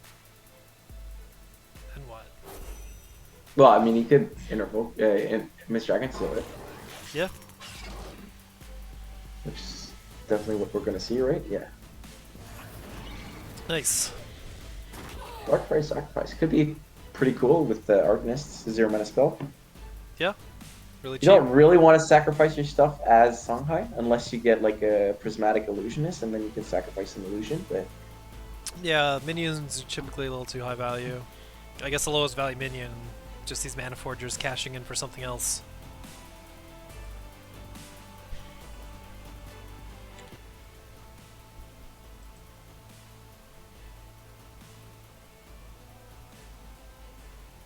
yeah, we are going to see the Nasher. I was wondering if we were going to see the Nasher or not. Yeah, give Sparrowhawk a headache. Yeah. Just gonna kill it instantly with the sacrifice. Not bad. So free then, Nakamata? Yeah. Nakamata. Hopefully next turn you can play stuff from... Okay, plays it back. Yeah, I was expecting him to take, like, at least challenge the mana tile, like threaten you're going for it. Yeah, and also, like, having Nakamata far away means that it's unlikely to trade next turn, and you kind of need it to trade because you need the cards in hand. Having it live, though, with this lucky Consuming Rebirth draw is really nice. The illusion here, the Prismatic Illusion is perfect for it, as you were saying. Yeah, no, but Consuming Rebirth on the Nakamata is pretty sweet. Oh, yeah, because you can get it back and get some stuff out of it in the process. Yeah. But yeah, Illusionist with the Darkfire Sacrifice is going to be really nice.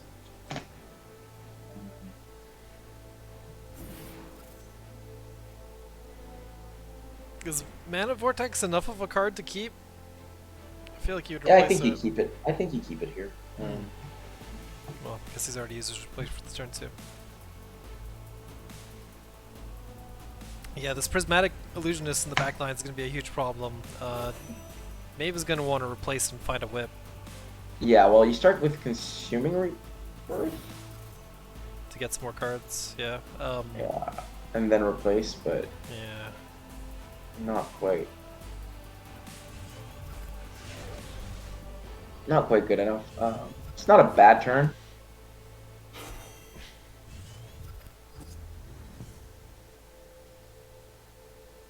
Definitely gonna see an Onyx Bear Seal on the Nakamata. On the Nakamata, yeah. Even though it doesn't exactly have the highest stats, its Death Wish is way too good. You gotta turn it off if possible. Oh my god. That's Lightbender! So unfortunate. For Zurzul. This Desolator and this Nakamata have such good text.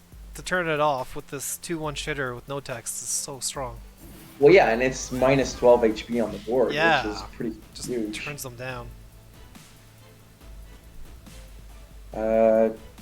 You can board clear here with the protocol if you want. Right? Protocol on the illusion that you just summoned. Shidai clears the 4/2 Nakamata, and then you can value trade your Mana Forger into the Desolator. Looks like going for that now. Yeah. They don't get to Muramasa on top of it? Oh no, okay, so they don't clear the board. They're gonna Murasame and... Okay, I think they could have Murasame actually with Mana Vortex. Instead they're not clearing the Nakamata. Which is alright, but I think if it gets Consuming Rebirth, then it comes back with text, right? Yep. But that would involve finding your third copy of it, so good luck. Yeah.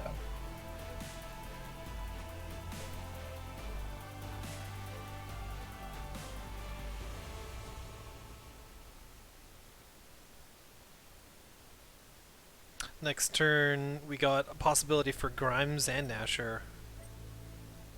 Let's see what Grimes pulls out. Time for a Woldcore Golem? It could immediately turn into a Panda, though, but...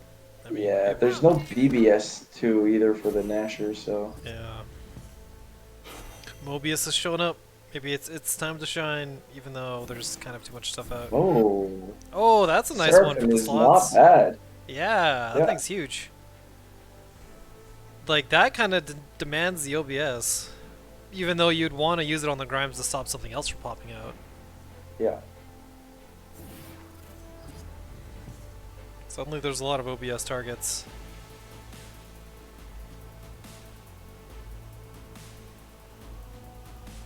Oh, it's not Mobius's time yet. Finds a Jux, not exactly the removal he wants, but he can at least teleport to a corner and then swap to it. He's gonna play the Grimes lottery right now to see if there's something even nastier to OBS. It's another beefy beater. Very good, yeah. This is one of the better 5-drops. Well, yeah. It's a lot of stats on board for Zerzo. They get another Necromata or even a Rite of the Underbolt and refill their hand, and they're quite in. Yeah.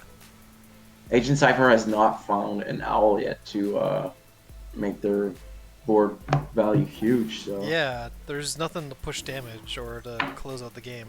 We are at least pumping out a lot of illusions with the illusionist. That's the one thing he's got going for him. Yeah.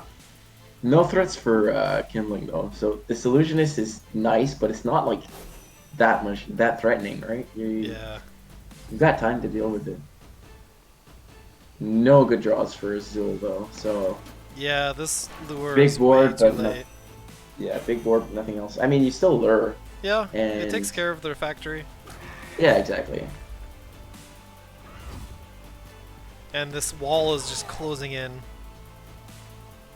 Painter's gonna be nasty though. Yeah. Especially now. Oh, 3 gigantic creatures to shut down. Yeah. This is like a game-turning play right here. Especially since Maeve just cannot find any more gas.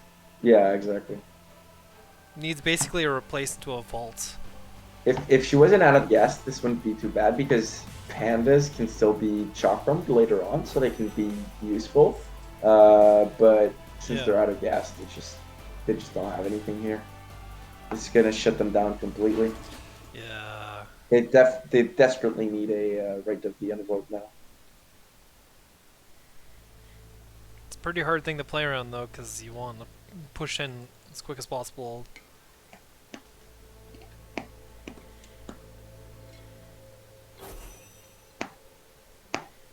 Alright, so they're going to remove one panda by trading, which is definitely a consideration to make. One less minion. And we didn't see a replace this turn. Yeah, not yet. Well, I mean, you do have good cards, but you kind of want to find an owl and stuff. So I think you could have replaced the Mana Vortex? Yeah. Yeah. Later in the game, you go less that. Replace the value generator. Okay. Really? Okay. Really wants the Mana Vortex in there. Maybe there's like a Heaven's Eclipse. Although I've never seen that card played in this, so maybe not. No. It got so much. Well, here's the Chakram Pandoms you were talking about. Yeah, but with It's nothing else, they're not that good, right? Yeah, only having 2 of them kind yeah. of hurts too. I also feel like Maeve should have probably taken 3 damage before equipping. Oh yeah, to keep one of those. Because that's literally your only units, and this Lurking Fear is just like...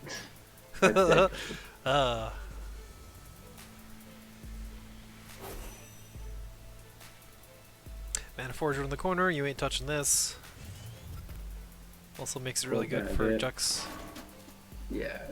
Chakra Avatar threatens lethal at some point.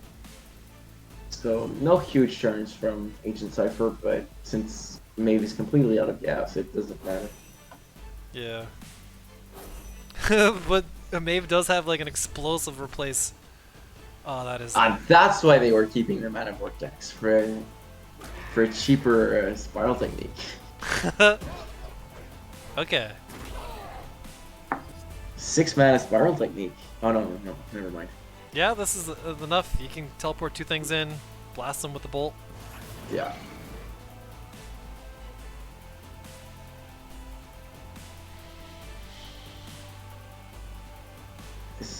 Is it enough damage on 3?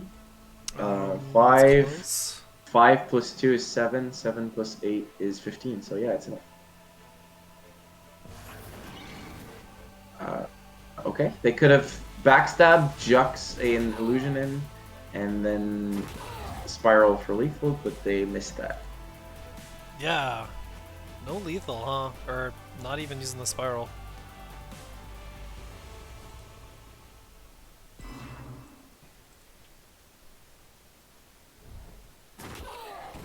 Oh, they had the mana with Right. mana verdicts. Okay, yeah. GG to Agent Cypher getting the first win of their series. Are you queued up for game number 2? Yeah, in 1 second. I get to show off Ready? my cool win-losses. 3, 2, 1, paste.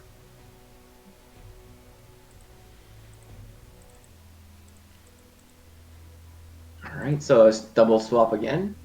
Yep. Agent Cypher now on the Song High plan, and check it out, we got a Bystian on the side, and it's a cast. Did anyone keep the deck they lost with? No, right? No, everyone, yeah, if you lose with the deck, then you just feel defeated with it, Yeah. even though you know that you're not going to play against a deck that just beat it. Yeah, or people wanted to just they brought 3 lists, right? So they wanted to play more than just things. one. Yeah, keep the opponent guessing. Even though now it seems like you got to assume that they're going to switch to another deck, even though there's like nothing saying that they will. I mean, it's happened 100% of the time so far. Everyone's gonna get bamboozled in the second round. Well, this is a cast. Everyone's gonna stay with their. Check out this double painful pluck. Double painful pluck. I usually only see. I would only advocate for painful pluck if you can copy it. To just throw 2 out there turn 1 is pretty wild. Yeah. Okay. Weird choking tendrils. Usage there. Yeah. I think I would have just taken 2 damage. You're against a burn deck, but still. Okay, Nether Meld is actually kind of nice with Painful Pluck, because you get them in, like, random corner positions and such.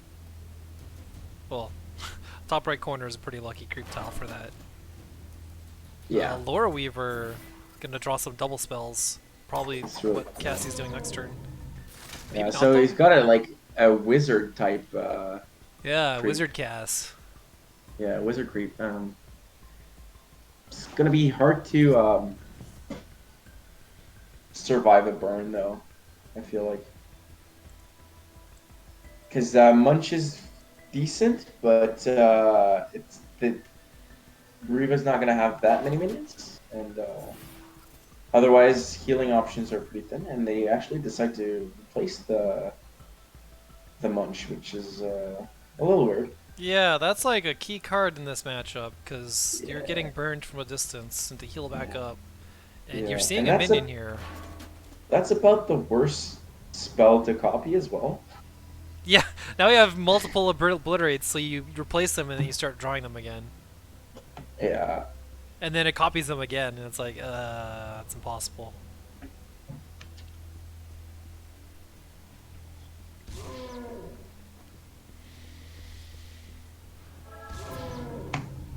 Two Thunder Bombs to the face, the race is on. Yeah, Thunderbomb, Phoenix Fire, clear the Lore Weaver. Yeah.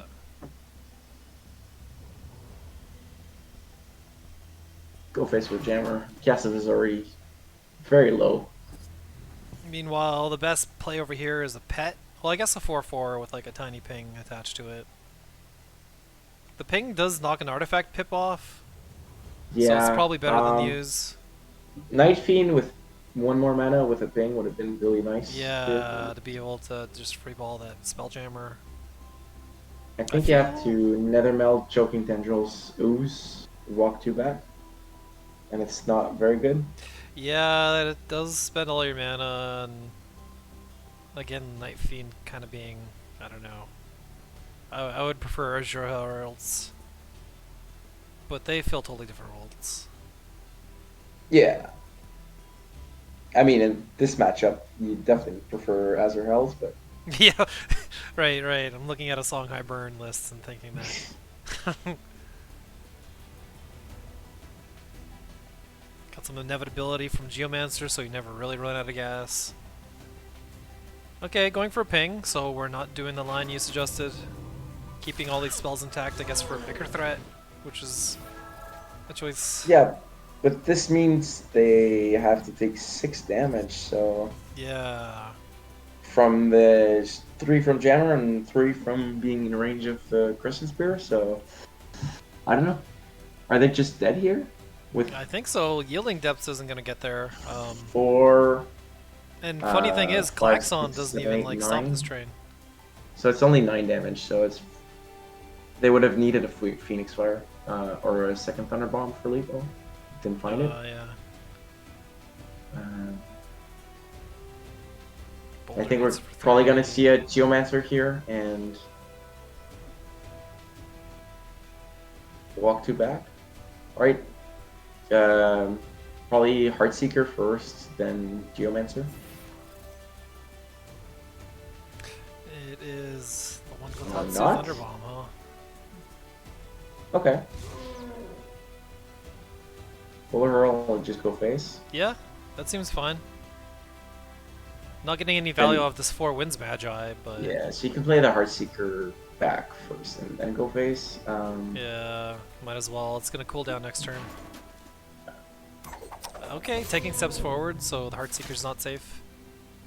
They might not summon it because it's just a ping for ping target. Zul, Yeah. But, I mean, it's also 1 mana. I mean, it doesn't matter too much.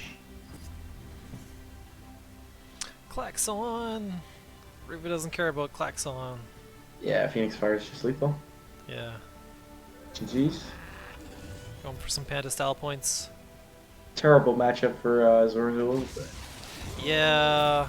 Munch was one of his ways to like stall a bit, but even then, to push that much damage through is too rough. Yeah. Okay. Agent Cypher 19 takes it 2-0.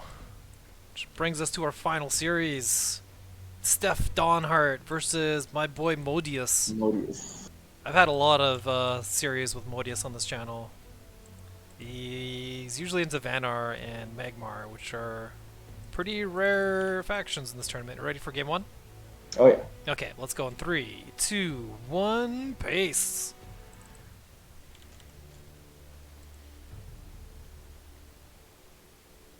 We got Faye versus Starhorn. Yeah. Decimus Starhorn, even Yeah, though... Decimus is still here. We can see that Spike's lost a couple lines of text, but it still draws cards, and with Decimus it's functional. It actually doesn't ping away your own artifacts anymore, so it's not a strict debuff. Yeah. But it is a strict debuff. It is a strict debuff, let's be real. With the Decimus combo. Yeah, yeah. Because this was previously a bunch of extra free damage to push through. Yeah, exactly.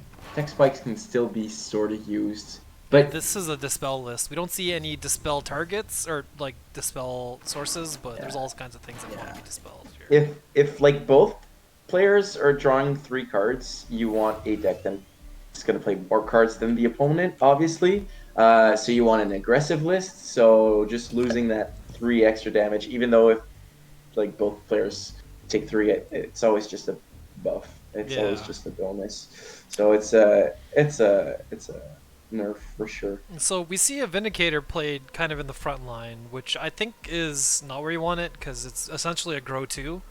So if you backline it, it gets huge, but it could just be traded if Faye and the Cecil come in, which looks like is happening. Yeah, but as Stormhorn, you have nothing to bring it into play, right? So they can just wait and Hellstone prison it, or even Lightbender it later. Might as well play as aggressively as you can. I think so, yeah. And now that this Cecil has been dispelled, there's no downside, so it's just a huge overstated creature, and the dispel also hitting the Silithar, little extra value. Yeah, hitting everything there is really good. So, a Lava Slasher on the deck, we can get rid of this 4/4.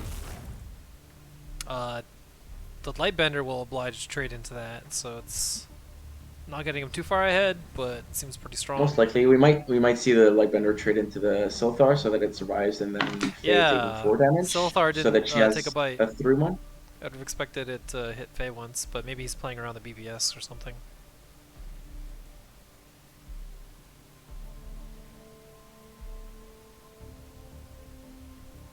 And then next turn he could back up and play Decimus, but he's probably gonna more likely keep dropping Lava Slashers.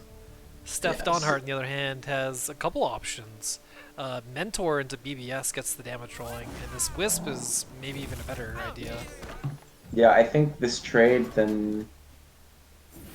Okay. Mentor into some of these to kill both. both. Mentor, double BBS, and full face is pretty good. Yeah. Pretty simple play, but very efficient. Then I can just route and keep doing damage. This Decimus really wants to be on the back line, so I can't contribute being a blocker much.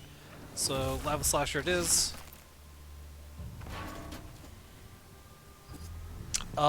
Pushing damage is a little interesting because it signals that you think that you're the beatdown, but I think Faye is the beatdown in this matchup, so you generally want to keep your health around. Then again, it's Decimus, so it's not that much of an aggressive Faye deck, right? It's not a burn Faye deck, so yeah, it's like Azure Heralds in late game, or stuff that wants to be dispelled. The mooses. Yeah, and probably Marauders as well. I don't know if Modius has rebukes, but they might just want to try to bring them down. Yeah.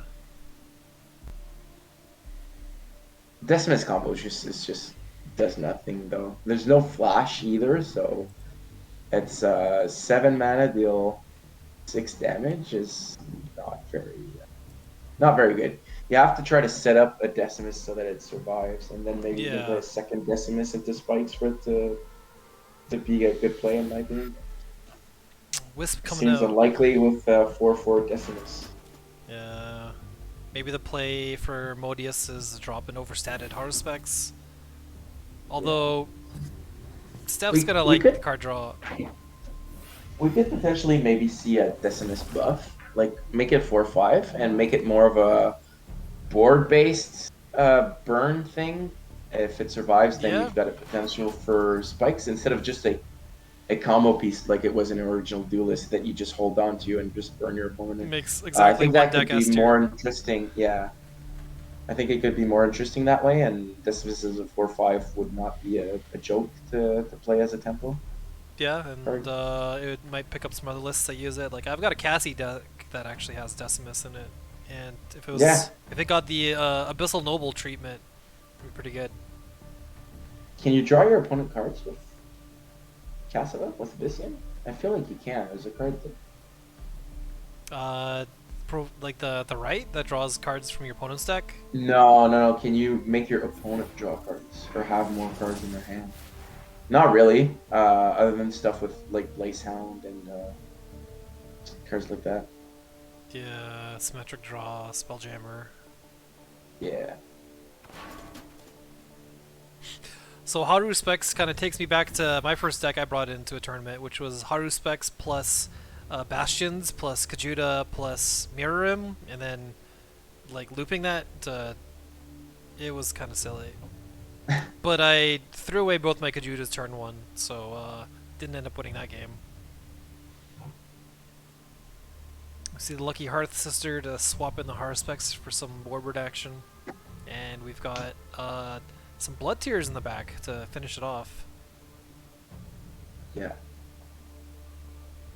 I'm gonna take 7 though instead of trading with the Herald.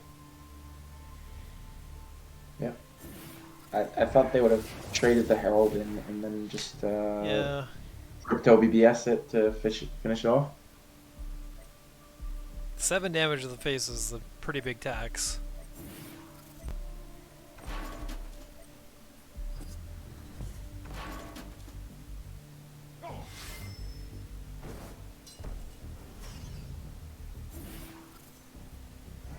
Decimus is finally here. Atomic Spike, so 7 mana, 6 damage. Feels so bad. Even though I'm absolutely a Decimus hater, I hated that card. It's terrible now. Like with 2 spikes plus the Decimus, that basically would have done it. Or it would have like put her like critical. Yeah. Alright, so lethal here with Bloodbound Mentor. Yep. Or just BBS, actually. Yeah, just one hit in one of these. Boom! Congrats, Steph, on the 1-0 so far against Modius. Okay, ready for game 2? Yep. 3, 2, 1, paste. Alright, so potentially our last game of round 1.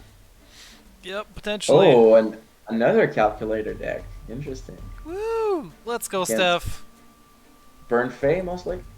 Yeah, we got a burn list where he plans to do a bunch of self-harm and copy some concealing shrouds to keep it going. Yep. And These the calculators BBS are going to be pretty bad against Hellstone Prisons. Yeah, unsummoning them, and then you have the choice of playing them again, and maybe they have like different stats, or it's just like eating your turns. Yeah. But it's still a really good next turn. Probably throwing the Gotatsu for card draw, passing, and then gigantic next turn. Hellstone Prison got replaced. Against I definitely like the Gotatsu pass and try to have a huge, but against Faye, you don't really want to have a huge calculator because Hellstone Prison is a thing. So you're much better off playing a Ghoulie. I'm gonna check quick for any transformations because I know he likes to run them. Yeah, he's got 2 aspect of the Ravager as well. Plus, the Chromatic Cold is really good against it. Yeah. Oh my God. Yeah. That's it just like takes it on instantly. 2 mana insta kill it. Yeah. So as Vanar here, you want to be replacing aggressively to get them, because this deck is gonna absolutely pop off if it gets these gigantic creatures out. I don't know if Steph has a replace plan for Plan B, or if it's like double down all in. Let me just take a quick look. Very interesting to see Dowager as a Sentinel in an open deck list. Kind of telegraphs that you can't attack with the general. I mean, it's really good on ladder. Maybe Modius has more than one Sentinel? Yeah, check it out. Here's a free blade. Oh, so okay. it's a guessing game. Yeah, so basically you're always wrong when there's sentinels around. So you got to kind of account for all of them. Yeah, you gotta have to figure out a way that you don't get punished. Yeah, you can mostly just replace or respect this DD because it's probably the nastiest one to get tripped. Yeah, and it's the easiest one to avoid as well. So yeah, for sure. You don't need to punch with your general mostly. And he knows for sure what it is. Or never mind, we don't have any of these out. We just see Yun getting a little bit of haste thanks to Crimson Coil. Nice little turn. Yeah. Modius can play a Kron, but that means they have to take 5 more damage. 5 more damage, because you don't want it to just kill Kron instantly. They could have started with Kron Whoa. below. They could have started with Kron 1 below there. If they could have gotten the 2-2 rush, they could have cleared it. Or if they got really lucky and got the 2-2 in a cardinal direction from the Yun, they wouldn't have had to punch it. So they could have started with Kron 1 below where they played it and replaced first before taking 5. Oh hey, how about a Panda with cryonic potential? It has to be exhausted though, so I think you have to take a step with it. Can you even do that? Or you have to attack with it? Yeah, in original Duelist you can't because you can't exhaust it. You can always attack with it, right? And you can always like teleport it or Harsh Sister it to teleport it back into place, so it's never truly exhausted until it attacked. Okay. So it's kind of potential is unfortunate. actually kind of limited. You can't just take a step out. Yeah. I guess that would make it way too good because you could like chronic potential something that you just summoned. I think we could like a good change to it would be to say exhaust a minion and give it +6/+6. Oh yeah, that would. That way you could do that. Yeah. And yeah. So this calculator not as huge as mine, but it's still plenty big to get the job done.